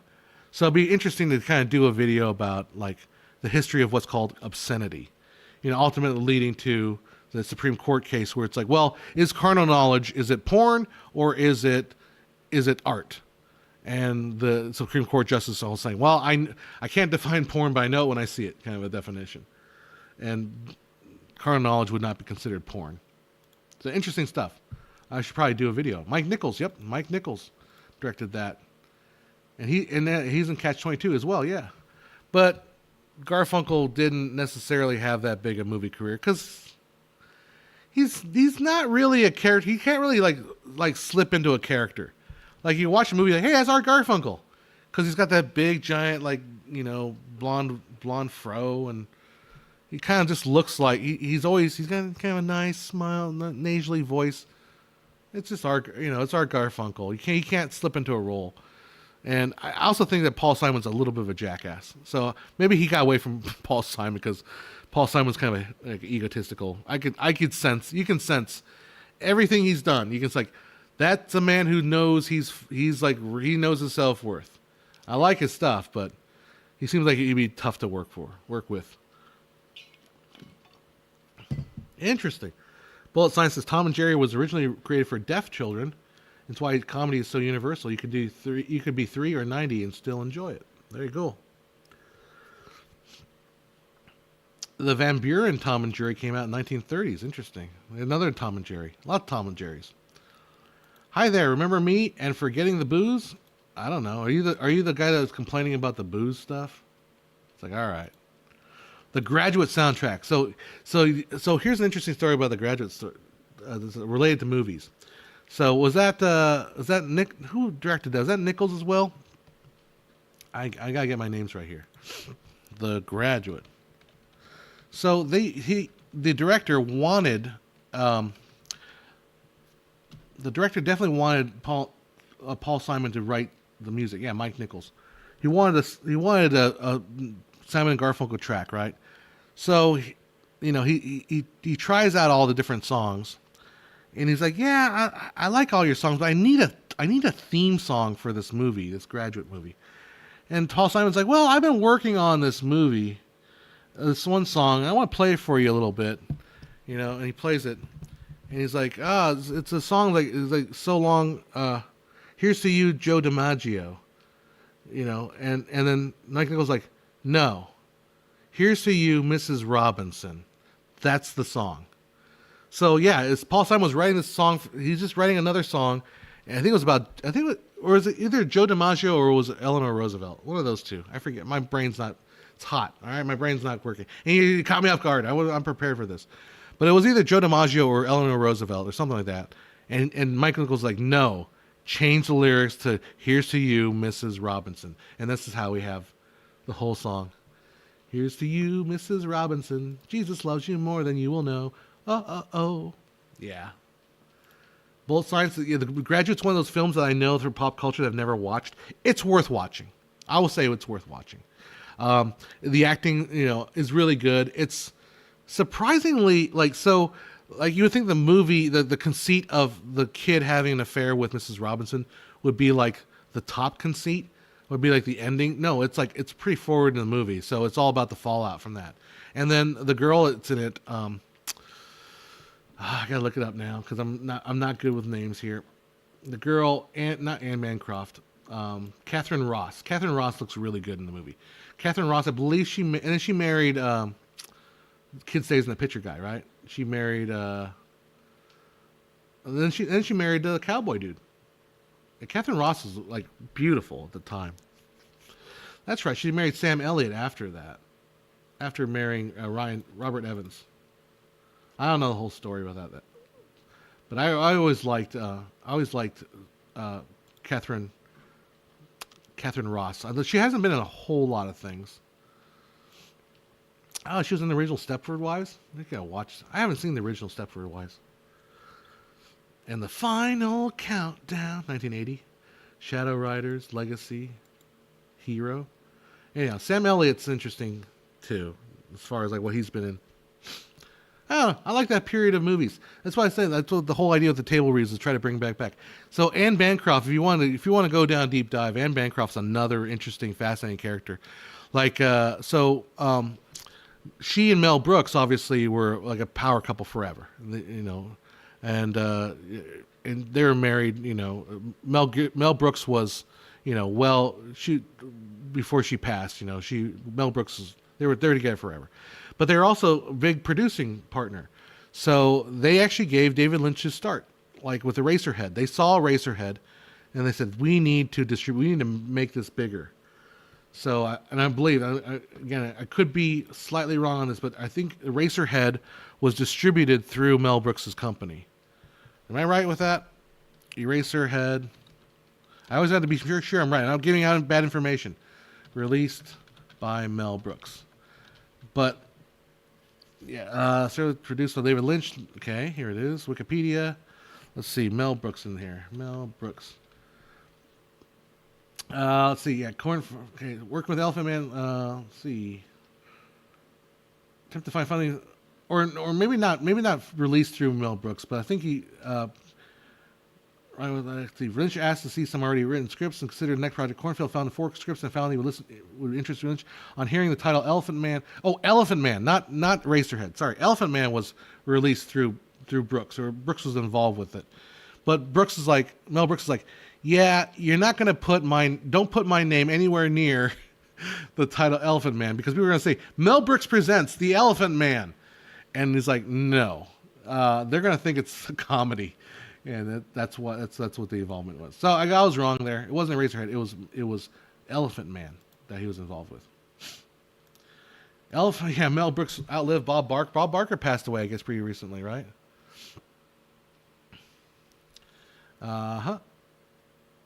Let's see. They were considering David Lynch for Elephant Man. Then they saw Eraserhead. Mel Brooks saw Eraserhead, loved it, called Lynch, and he said, Jimmy Stewart from Mars. Called Lynch Jimmy Stewart from. That's a great description of David Lynch. I've never been able to put my finger on it, but David Lynch is Jimmy Stewart from Mars. He's like David Lynch is so wholesome. His movies also have this wholesome, average quality to them, or very idyllic quality to them, and then they're from God knows where. There's this insanely weird thing. So yeah. When are the table reads? The table reads is going to happen next week, and I will be videoing them next week and posting them, and you will be voting on which one I do first. Which one I will do first. That's what we're going to be doing. All right. Scene of them two in the bus at the end. Yeah, never still watched it. The bus at the end, and you probably heard, I mean, it's not spoilers, obviously. Like, you hear about how it's such an interesting ending because, I mean, it's been talked about endlessly, right? Because what it is he's running. You've seen it in The Simpsons too. He runs to the church. He's like banging on it. You can't marry him. And she's like, you're right, I can't. And so they run off. And they get on this bus. And then it's like, now what? Now what? Now what do we do? Are we going to get married? Or is it just going to, I don't know. It's kind of, it's that 70s style ending. I remember watching, I think it was in high school. They had us watch the movie called The Candidate with Robert Redford. So Robert Redford plays a candidate. The whole movie is just basically his campaign, and all the shit he has to deal with in his campaign. So and the movie ends. Spoiler: he wins. He wins the election, and then it's like, yeah, now what are you gonna do? It's like, I don't know. Yeah, Lynch was in The Fables. I gotta watch The Fables. I gotta put away my fucking my jealousy of Steven Spielberg and watch The Fablesman, because I think he played the Western director, John Ford, right? He's like, you can have the horizon at the top of the frame, and it's interesting. You have the horizon at the bottom of the frame, and it's an interesting shot. But you have the horizon in the middle of the frame, it's fucking boring. Or something like that. I didn't see the movie.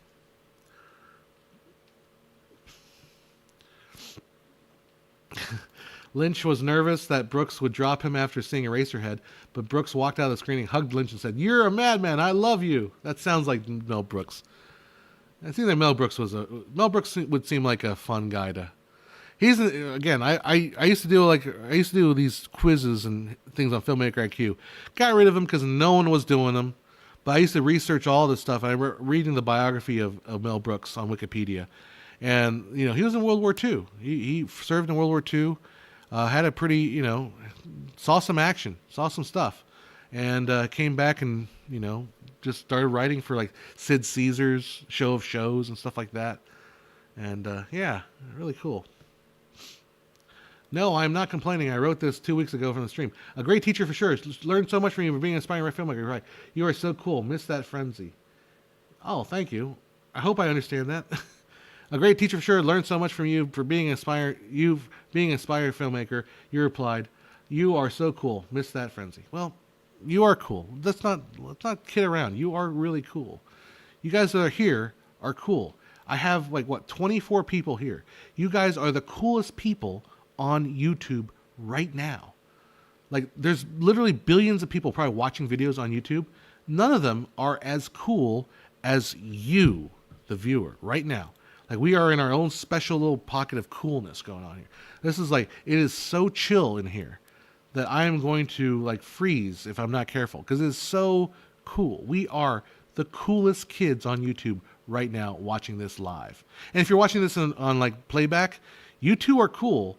You're just not as cool, but you're definitely in the top 0.1% of cool of all of YouTube, is as the people watch this stream. The coolest of the cool, the hippest, happiest, jazziest cats on the block. Yeah, that's us. That's a pretty good David Lynch impression. Here's another one. It's August 26th, 4:26 p.m. I'm looking out. The weather forecast is 80 with a 10% chance of rain. It feels nice and balmy. This has been your weather forecast. Yeah, that's terrible. That went downhill after a while. Let's be honest. That was Whereas Mel Brooks was, never mind.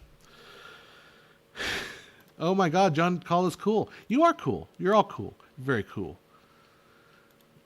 Going Frankenstein is the perfect movie. I haven't seen Going Frankenstein. Let's check that one out.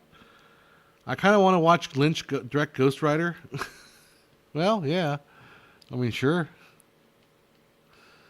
Yeah, Blazing Saddles and Spaceballs are my favorite comedy films. My favorite one is Producers. I just love Producers so much.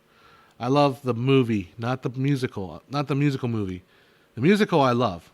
The movie I love, but not the musical movie, because he didn't direct that, and it's garbage. It's terrible. I was so excited for the Producers, the musical movie, because I love the Producers, the musical. I love that musical. And I watched the movie, and I'm like, oh, how did they do this to my poor boy? So I'm doing this show called 42nd Street. There is a song in it called "Go Into Your Dance," and before I started playing this, I kept thinking, "Come on, Germans, go into your dance." And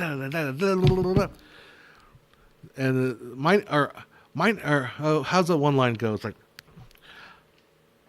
"My name is Rolf and I'm from Dusseldorf. Don't be stupid, be a smarty. Come and join the Nazi party." That was Mel Brooks on the album saying that line. But, I am from Dusseldorf, and that is why they call me Rolf. Dun, dun, dun, dun, dun, dun, dun. Don't be stupid, be a smarty. Come and join the posse party. Da, da, da, da, da, da, da, da, da, da, da. I love the Producers. The best thing ever. It's interesting if you do follow Mel Brooks's career, and you look at some of the way, because I oftentimes look at comedians and see how they recycle jokes, and how it's not. I don't consider it a bad thing to recycle jokes. It's like you have a certain pattern, you have a certain thing that you do. And there was a movie, I don't even know what movie this was, where Mel Brooks was playing a Nazi in the 80s, and he had the Nazi rap. I gotta figure out what this is. It didn't do very well, obviously. Mel Brooks Nazi rap. It's from the To Be or Not to Be. I don't think I ever saw that. Hitler rap. I don't think I've ever seen To Be or Not to Be. I should just check it out. There's some movies that, but like you see a lot of the To Be or Not to Be, the Hitler jokes, the kind of musical Hitler kind of thing, getting reprised obviously from the producers, but also repackaged again in the producer's musical that he eventually made. So it's interesting to see. Also, I tell you guys, I love that troupe, Mischief Theater, right? The theater group, Mischief Theater. So they have a particular joke that I always enjoy too. They're trying to like basically try to either disguise their language in a way to not the audiences understand it, but the characters will not understand what each other is saying. So in the Peter Pan Goes Wrong, the big guy Robert is telling Dennis, he's got this like like a pirating talk, and it's like, help me get the sword, and the other guy's like, the sword? What are you talking about? A sword, a sword. So they spend the whole like 5 minutes of the show. These two characters like can't understand, but the one character won't break character and won't drop the accent in order to make the character understand. Anyhow, they do it in the TV show, but my friend and I joke a lot with it because it's the beer, and they're trying to play a Tennessean. They're British actors are trying to be Tennessee accents. The beer, give me the beer, and the guy's like the bear? No, the beer. The beer. He's like, the bear. Anyhow.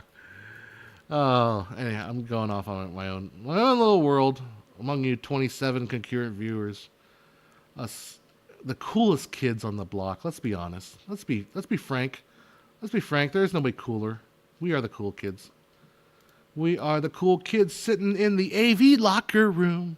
That's where we want to be. Black Dynamite, dynamite, dynamite. I was so hyped for Black Dynamite when I watched it. I was like, I was more hyped for it than when I watched it. But then I watched it again later, and I love it. It's great. I love the part where at the end of the movie where he jumps into the room with the bad guy, and then the boomerang comes around and hits him and cuts the guy's head off. He's like, I got you, sucker! I threw that from the other room. I love that part. And then we always quote that, like, I want to stop kids dealing drugs in our neighborhoods. And then the guy from Reno 911's like, but Black Dynamite, I deal drugs to the kids in the neighborhood. Anyhow. Ex-gamers, you can talk about your cats all day long. Just be careful when we talk about Pron, because cats is a term for something else. Anyhow. All right. What else are we saying here? Cuckoo's Nest was really weak on the male butt front, therefore, by definition. What? No, I thought Cuckoo's Nest had some serious male nudity, right? Yeah, there was some stuff going on. If I recall, maybe it's the version I saw. There's a lot of very serious movies made in the 70s about women's prisons too, like very, very hard-hitting examinations of gender equality in the penal system, involving women and incarceration. There's a lot of movies, a lot of women, the trials that women had to deal with in prison. It was a big genre of movies. I understand. I haven't seen any of them, but very, very hard-hitting look at the problems that women deal with in prison, in the penal system. The penile system. All right. It seems like doing musicals, you'd be totally swimming with nerdy theater babes. Not true. No. I mean, I don't get to talk to theater babes. I don't get to talk to the girls. I'm hoping the next show I do, maybe I get to talk to some of the girls. But, well, so here's my experience with theater. I am a creator. If I were to have like an amazing thing, would be to write a musical. Okay, that would be. I love movies. I would rather have a movie than a musical, but I wouldn't be against having a musical. Like I'm a maker. Okay, I like to make scripts. I like to make stuff, right? So I'm trying to describe like a certain kind of a theater person or artistic person. So I'm more of a creator type. In theater, there's a lot of, for lack of a better term, theater kids. And theater kids don't necessarily want to create something, they want to do something. They will be happy, taking a script that the creator writes and performing it and enjoying it and doing it that way. And that's all they exist. They don't have any desire to be a creator side. I'm not talking about, again, I'm not generalizing here. I'm saying there's a subset of what I call the theater kids. They don't necessarily think through. They're not intensely interested in the kind of like craft or thought processes of acting, the styles of acting, choices and stuff like that. They are kind of over here in this little bubble. And that's like, I would say that's like 60-70% of theater people are that bubble of like, I just want to be in a show. I want to be a dancer in the show and be in the chorus. I want, that kind of stuff. And then I'm in orchestra. So there's a joke in the show. They said, the girl says, the only thing you need to know about musicians is we keep them in the pit, and that's a good thing. And the trumpet goes, wah, wah, wah, wah. So that's kind of the separation between theater kids, theater people, and me over here in the orchestra section.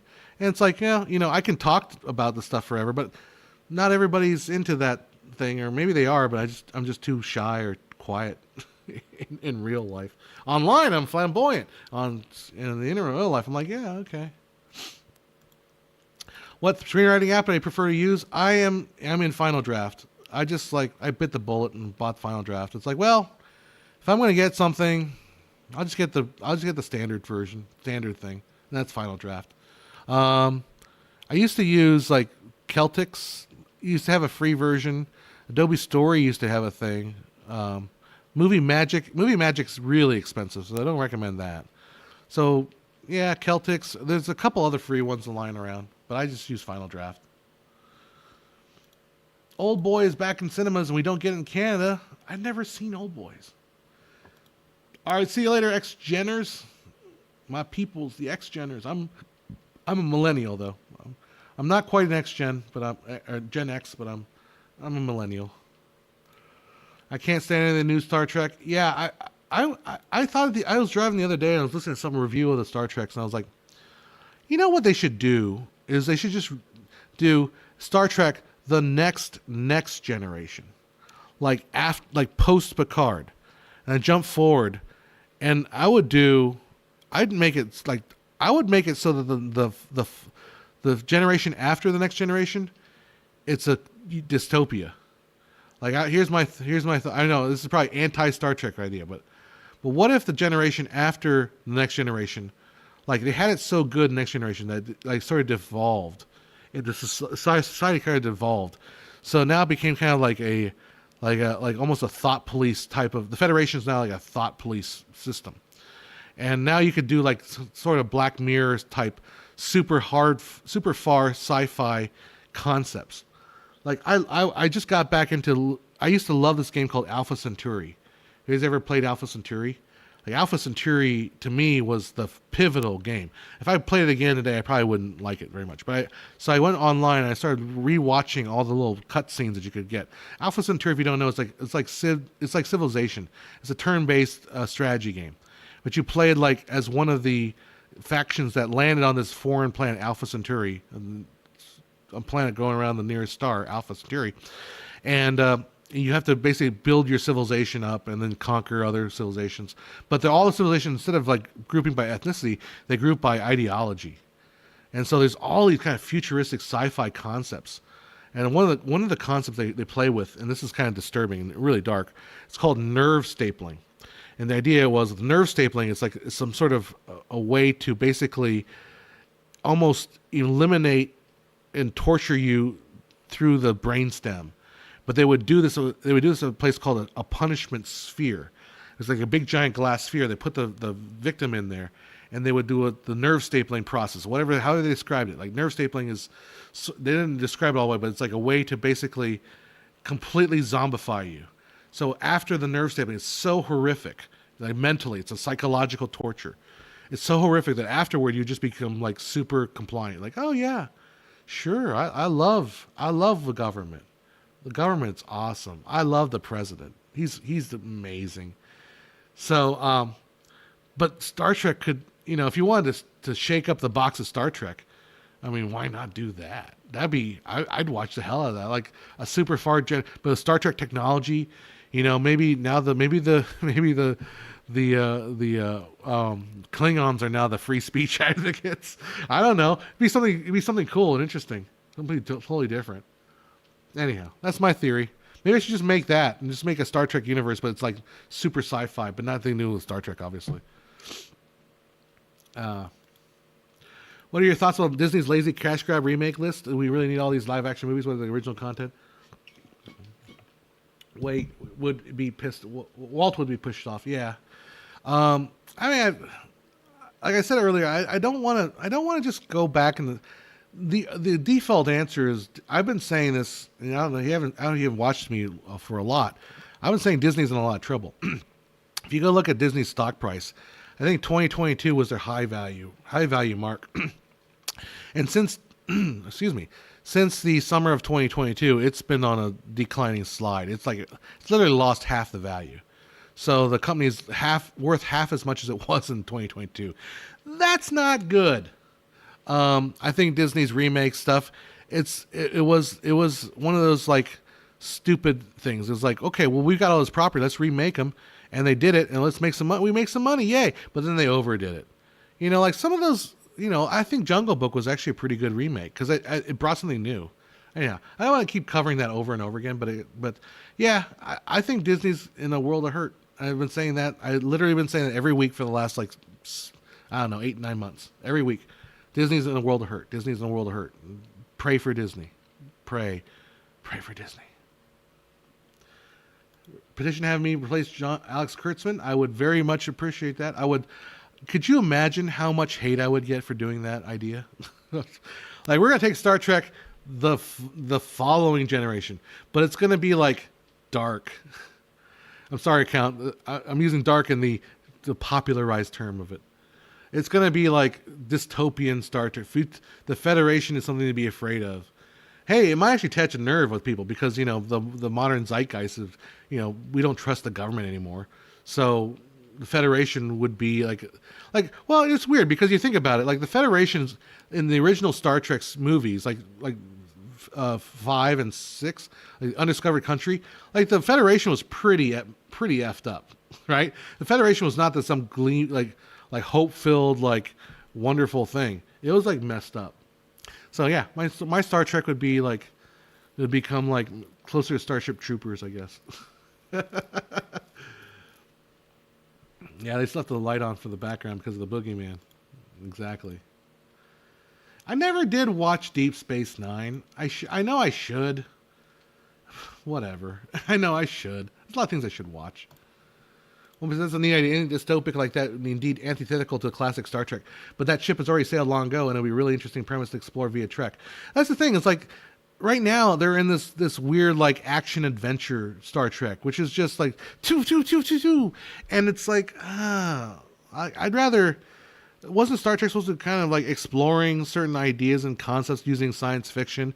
I mean, having fun too, but like a dystopian Federation kind of a thing would be just a different way to approach these topics. Remember the whole episode where the guy was like half white and half black. And the whole thing was basically because he hated the other guy because the other side was black and white. He just had black on the left side versus the right side. And they're like, what is wrong with you people? But so Star Trek could kind of do, obviously, I think with the Star Trek, with a dystopian Star Trek future, you'd want to try to, storyline would be like trying to break down some of the demagoguery or something that, it would obviously want to have a happier ending. You don't want to be like, it wouldn't leave it hopeless. You wouldn't want the Federation to be, overbearingly controlled, corrupt as hell. Maybe that could be the angle. Like the Federation is just super corrupt. Like you can't trust anything in the Federation. I wonder what that looks like. Huh. Not that we haven't had that before, because the Federation management has never been, or Starfleet's never been completely pure, So I would go that direction. I think Patrick Stewart just keeps taking Trek roles because American Dad gets weirder and weirder every time he does the voiceover for it. I think Patrick Stewart does Trek roles because he's 80 or whatever he is, and he's like, why not? I don't care. I get paid and I get to hang out with people.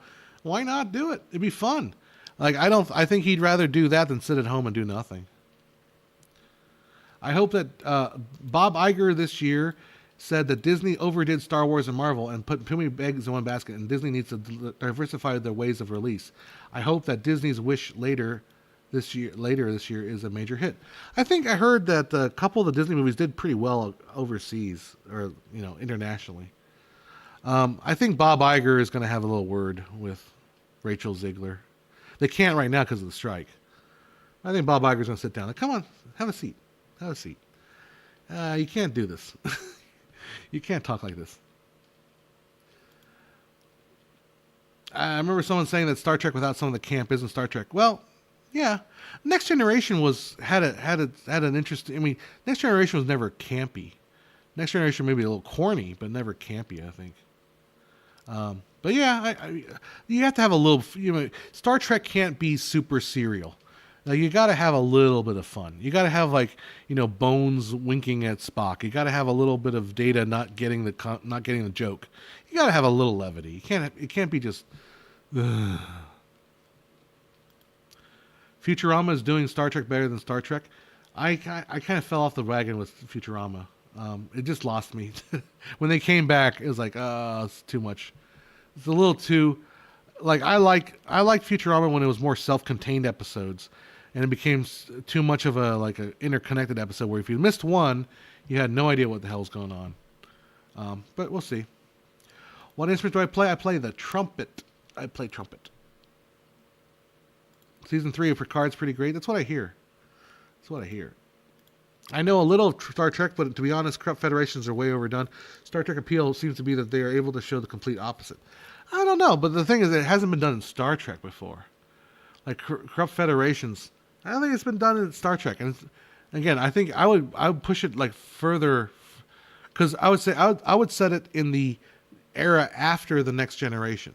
So I would be dealing with super futuristic technology.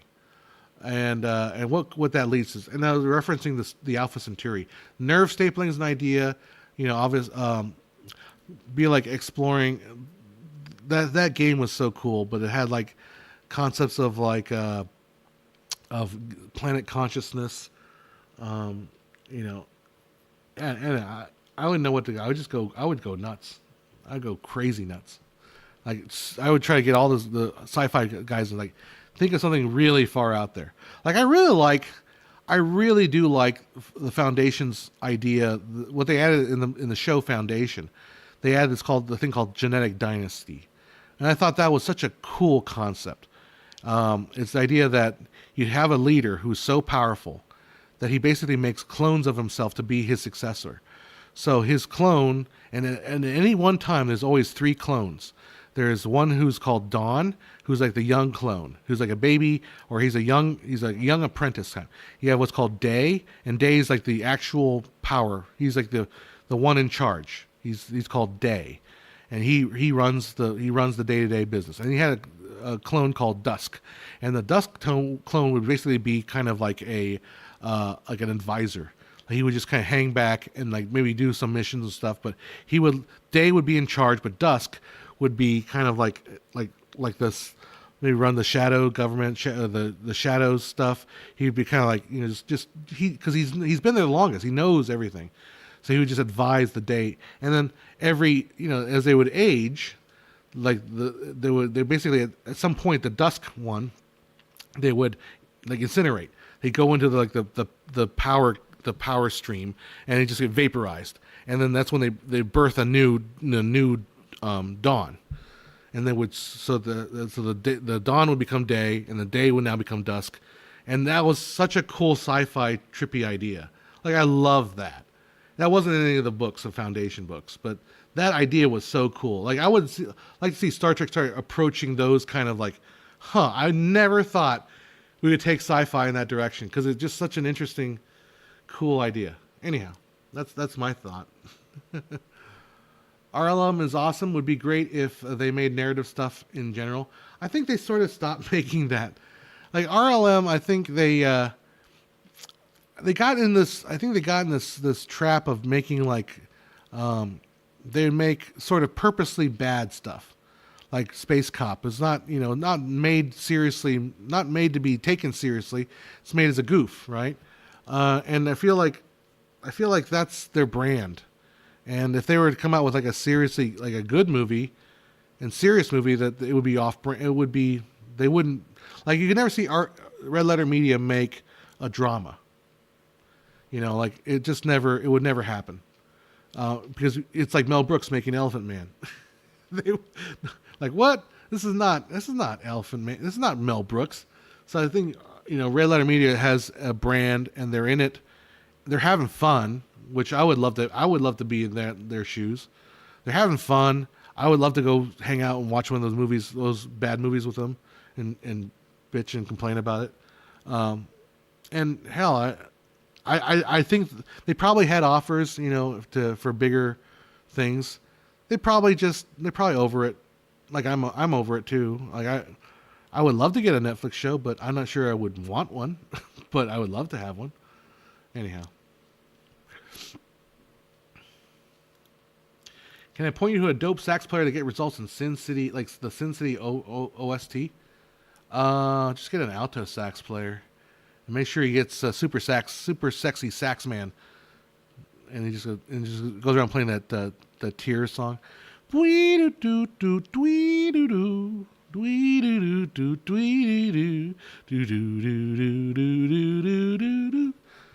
Super sexy sax man. That's what you gotta do. Just find a super sexy sax man. Just go to any college. Just say, hey, who here's a super sexy sax man? And there it is. A leader with clones himself as successor. Stop giving Republicans ideas. I don't know. Republicans. Is it really the Republicans that are doing that, or is it Democrats? Ooh. I don't know. Have you seen what Joe Biden's been doing? Does he look like he's all there? Anyhow. Disney's old restorations of their animated films are infamous for being way too intrusive digitally, erasing any film grain to detail, essentially reanimating films and screwing with the colors, and getting rid of all the racist shit too. like Fantasia was. I never saw the original Fantasia that had the black people. The Cool is getting ignored. Sending this the third time. I'm waiting like the killer. The Dave Fincher is gonna Dave Fincher is literally the killer. The top of my list filmmakers that made me one. There you go, David Fincher. There you go. Mike is a huge, Mike and Rich are big Star Trek fans. That's why you need someone who's, well, I would say you need someone who isn't a Star Trek fan, but I don't know. I would like to see, because I would like their take on what would be after the Next Generation. Like the distance between the original series and the Next Generation, now skip ahead and do like 200 years later. I want to see what that Star Trek looks like. I'm kind of tired of playing the same Next Generation stuff. I want to go future. That's what I want to do. I want to see. Yeah, there was rumors of Tarantino doing a Star Trek film. I think it was more of a joke, right? Because it was like the 10th film, Star Trek, but rated X. Rated X for Star Trek. Star Trek X. I recently binge watched RLM. Quite fun watching Mike say that Star Trek is dead to him, and now he managed to move on with his life. Yeah, I think Rich is a little. Or I think Mike is a little older than me. I think, or we're pretty close in age. I think this guy's like 2 or 3 or maybe 4 years older than me. He's a little older. Yeah, when they always say that movies that are made bad on purpose never work. The people behind the bad movie have to genuinely think they're making something good. Yeah, pretty much. There's the difference between there's camp, right? You can make something knowing that it's not good, but it's campy and you're just going to go with it and have fun with it, that kind of thing, and that will work. But if you make something that is going to be thought of as bad, it doesn't quite work. Well, depends. But yeah, for the most part, yeah. If you try to make but like something like Black Dynamite, which is made more necessarily as an homage and more of a parody of blaxploitation movies, I think that can work. But if you try to do that but make it poor, it just doesn't quite work right. One bit disagrees on camp being critical for Struck. It's a part of the charm of TOS. Depictions of the cast, yep. But beyond TOS is not essential. It needs a dash. It only needs a dash of humor. Yeah, I think that's what I think you're getting at. Yeah, it needs to be that lightness, but not necessarily camp. Because the first one was kind of camp. Matthews is still talking about color restoration. Working Disney's restoration now in the animation Cinderella's this year turned out amazing. The whole same team worked on Snow White. All right, I'm going to get going pretty soon. It's getting pretty warm. Let's see, how long have I been on here for? 2 hours? Oh, that's what I was thinking. I was going to be on here for about 2 hours. We'll hang out for a little bit and then we'll get going here. Mike and Jay actually made drama short films about white trash in Michigan. Interesting. They probably don't put the Red Letter Media badge on it then. Yeah. What are my thoughts on Fincher? I like Fincher. Fincher, I like. I find that. Well, I rewatched like Gone Girl the other night, like about 3 or 4 months ago, and I loved Gone Girl. Like Gone Girl was so good. Fincher can be a little dry to me at times. His movies tend to feel a little too clinical. But then there's something about them that it's just really strangely, you're just obsessed in watching. Gone Girl's great. It's probably my favorite Fincher film. I really like that show he did on Netflix called Manhunter. Like that was I'm kind of intrigued by that. That was the male lead in Manhunter. I didn't realize he was like a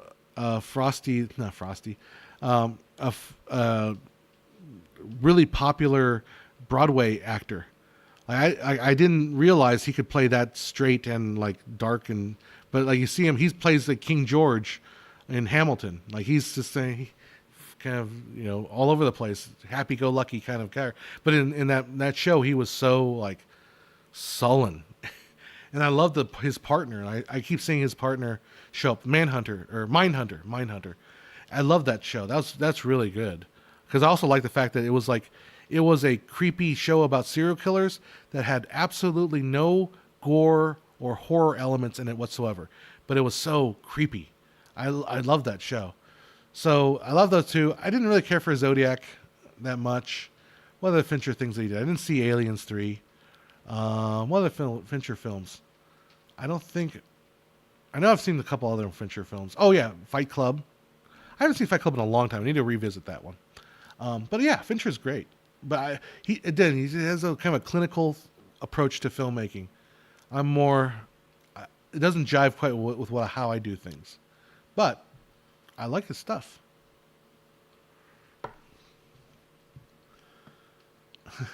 Watching Skinny Mike trying to act seriously felt like watching one of those movies on Best of the Worst. By the way, if you have friends besides me, I mean, I'm your friend. I'm all your friends, right?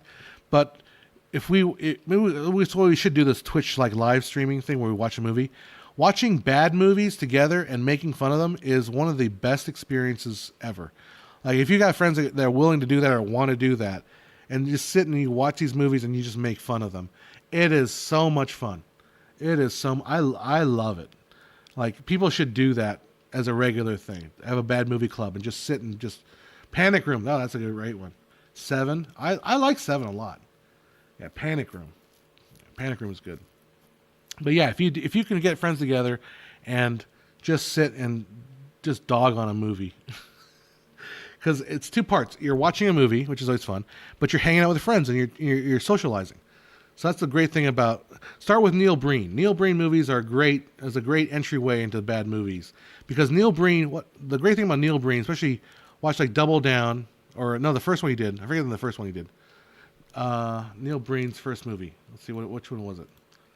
I gotta tell you these things. Neil Breen first movie. And that would be Fateful Findings. Watch Fateful Findings. The great thing about not Fateful Findings. Dang it! This first one was not Fateful Findings. First one was. Was it Fateful Findings? Cade. No? There it is. It was Double Down. I was right. Watch Double Down. Because the great thing about Double Down with Neil Breen is he thinks he's Kubrick. So he leaves like long expanses of nothing in the movie. And it gives you plenty of time for you and your friends to just jab at the movie. Start making fun of the panning. Start making fun of everything. Because Neil Breen knows, it's almost like he's a genius. He's like, I know people are going to make fun of my movie. So I'm going to leave large stretches of this without any dialogue so people could just make up funny jokes and just insert them. And that's Double Down. Start with that. It's really, really good. Anyhow, that's it. That's my recommendation. 29 people here. The coolest kids on the block. The most awesome people. So next week I finish up my show here for 42nd Street. And I'll do the table reads on Sunday. So I'll probably be here I'll probably be here on Saturday to stream with you guys. And yeah. Neil Breen looks like Neil Gaiman's lost cousin to me. Maybe he is. Yeah, Double Down. Double Down is the one. Fateful Findings is a masterpiece. They're all masterpieces. They all really are. But Double Down's a great one to introduce yourself to the process, and it allows you to plenty of time to make jokes and all that stuff. So anyhow, I'm getting tired. Let's meet up next week. I gotta go and take care of some stuff. Probably have some dinner and fill up my gallon of drink here with me. And yeah. Let's get together next week. Then we'll do another stream next week. We'll do the table reads and I'll get some videos. But real quick here, Chad of Critical Drinker Podcast said the best filmmaking is so hard that during the making, people have to think that the ideas are better than they might be. Can't work any other way. That's true. I like Chado. I think it's not how you pronounce it. I like him a lot. He's like kind of like the Canadian dad. I like his takes and I like his approach to things. Anyhow, all right, guys, I'm going to leave it at that. We will see you guys later. I'm still reading your comments. We will see you guys next week, and hopefully I'll get some stuff. Watch Heat and Swordfish. You got to do that. I don't have time to do anything right now. I still got to see Oppenheimer. So we will see you guys later. Where's my streaming site? There it is.